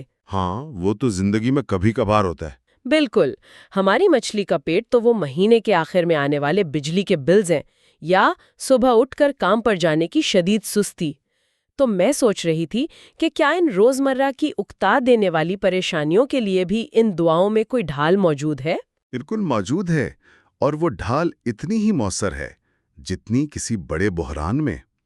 ام المومنین حضرت عائشہ رضی اللہ عنہا سے مروی اس دعا پر غور کریں، جس میں رسول اللہ صلی اللہ علیہ وسلم باقاعدگی سے سستی اور قرض سے پناہ مانگا کرتے تھے۔ سستی یعنی الکسل اور قرض یعنی المغرم۔ یہ بظاہر تو بہت عام سی چیزیں لگتی ہیں۔ عام لگتی ہیں، लेकिन आज की मॉडर्न साइकोलॉजी बताती है कि ये इंसान की ज़हनी सेहत के सबसे बड़े और ख़तरनाक दुश्मन हैं। अगर इस बात को आज के तनाजुर में देखा जाए तो ये दुआ किसी जदीद एंटीवायरस की तरह महसूस होती है। हम आज के दौर में जिसे प्रोक्रेस्टिनेशन या कामों को टालना कहते हैं, वो दरअसल यही सुस्ती तो है। बिल्कुल सही पकड़ा आपने। और कर्ज आज के दौर की सबसे बड़ी माशी परेशानी है, जिसे हम फाइनेंशियल एंग्जाइटी कहते हैं। तो जब सुबह उठकर सबसे पहले कोई ये दुआ पढ़ता है तो दरअसल वो अपने दिमाग में एक एंटीवायरस इंस्टॉल कर रहा होता है जो सारा दिन बैकग्राउंड में चलना शुरू कर देता है। आपने एंटीवायरस की तशबीह को बहुत कमाल जगह इस्तेमाल किया है। इसका जो नफ्सियाती मैकेनिज्म है ना, वो ये है कि ये दुआएं ज़हन की कॉग्निटिव प्राइमिंग करती हैं। कॉग्निटिव प्राइमिंग थोड़ा आसान अल्फाज में बताएंगे? यानी ज़हन को पहले से तैयार कर देना। जब इंसान सुबह ही शऊरी तौर पर सुस्ती और कर्ज से पनाह मांग लेता है तो उसका दिमाग सारा दिन इन रवैयों के खिलाफ अलर्ट रहता है। जैसे ही वो कोई फजूल काम करके वक्त ज़ाया करने लगता है, वो एंटीवायरस उसे याद दिलाता है कि भाई तुम तो आज सुबह सुस्ती से पनाह मांग कर आए हो। वाह, क्या बात है। और इसके साथ ही सुबह शाम की वो दुआ भी तो है जिसमें इंसान 6 सिमतों से हिफाजत मांगता है, आगे पीछे दाएं बाएं ऊपर और नीचे धंस जाने से। ये तो एक ऐसा हिसार है जो वाकई इंसान को 360 डिग्री कवर कर रहा है, कोई एक कोना भी खुला नहीं छोड़ा।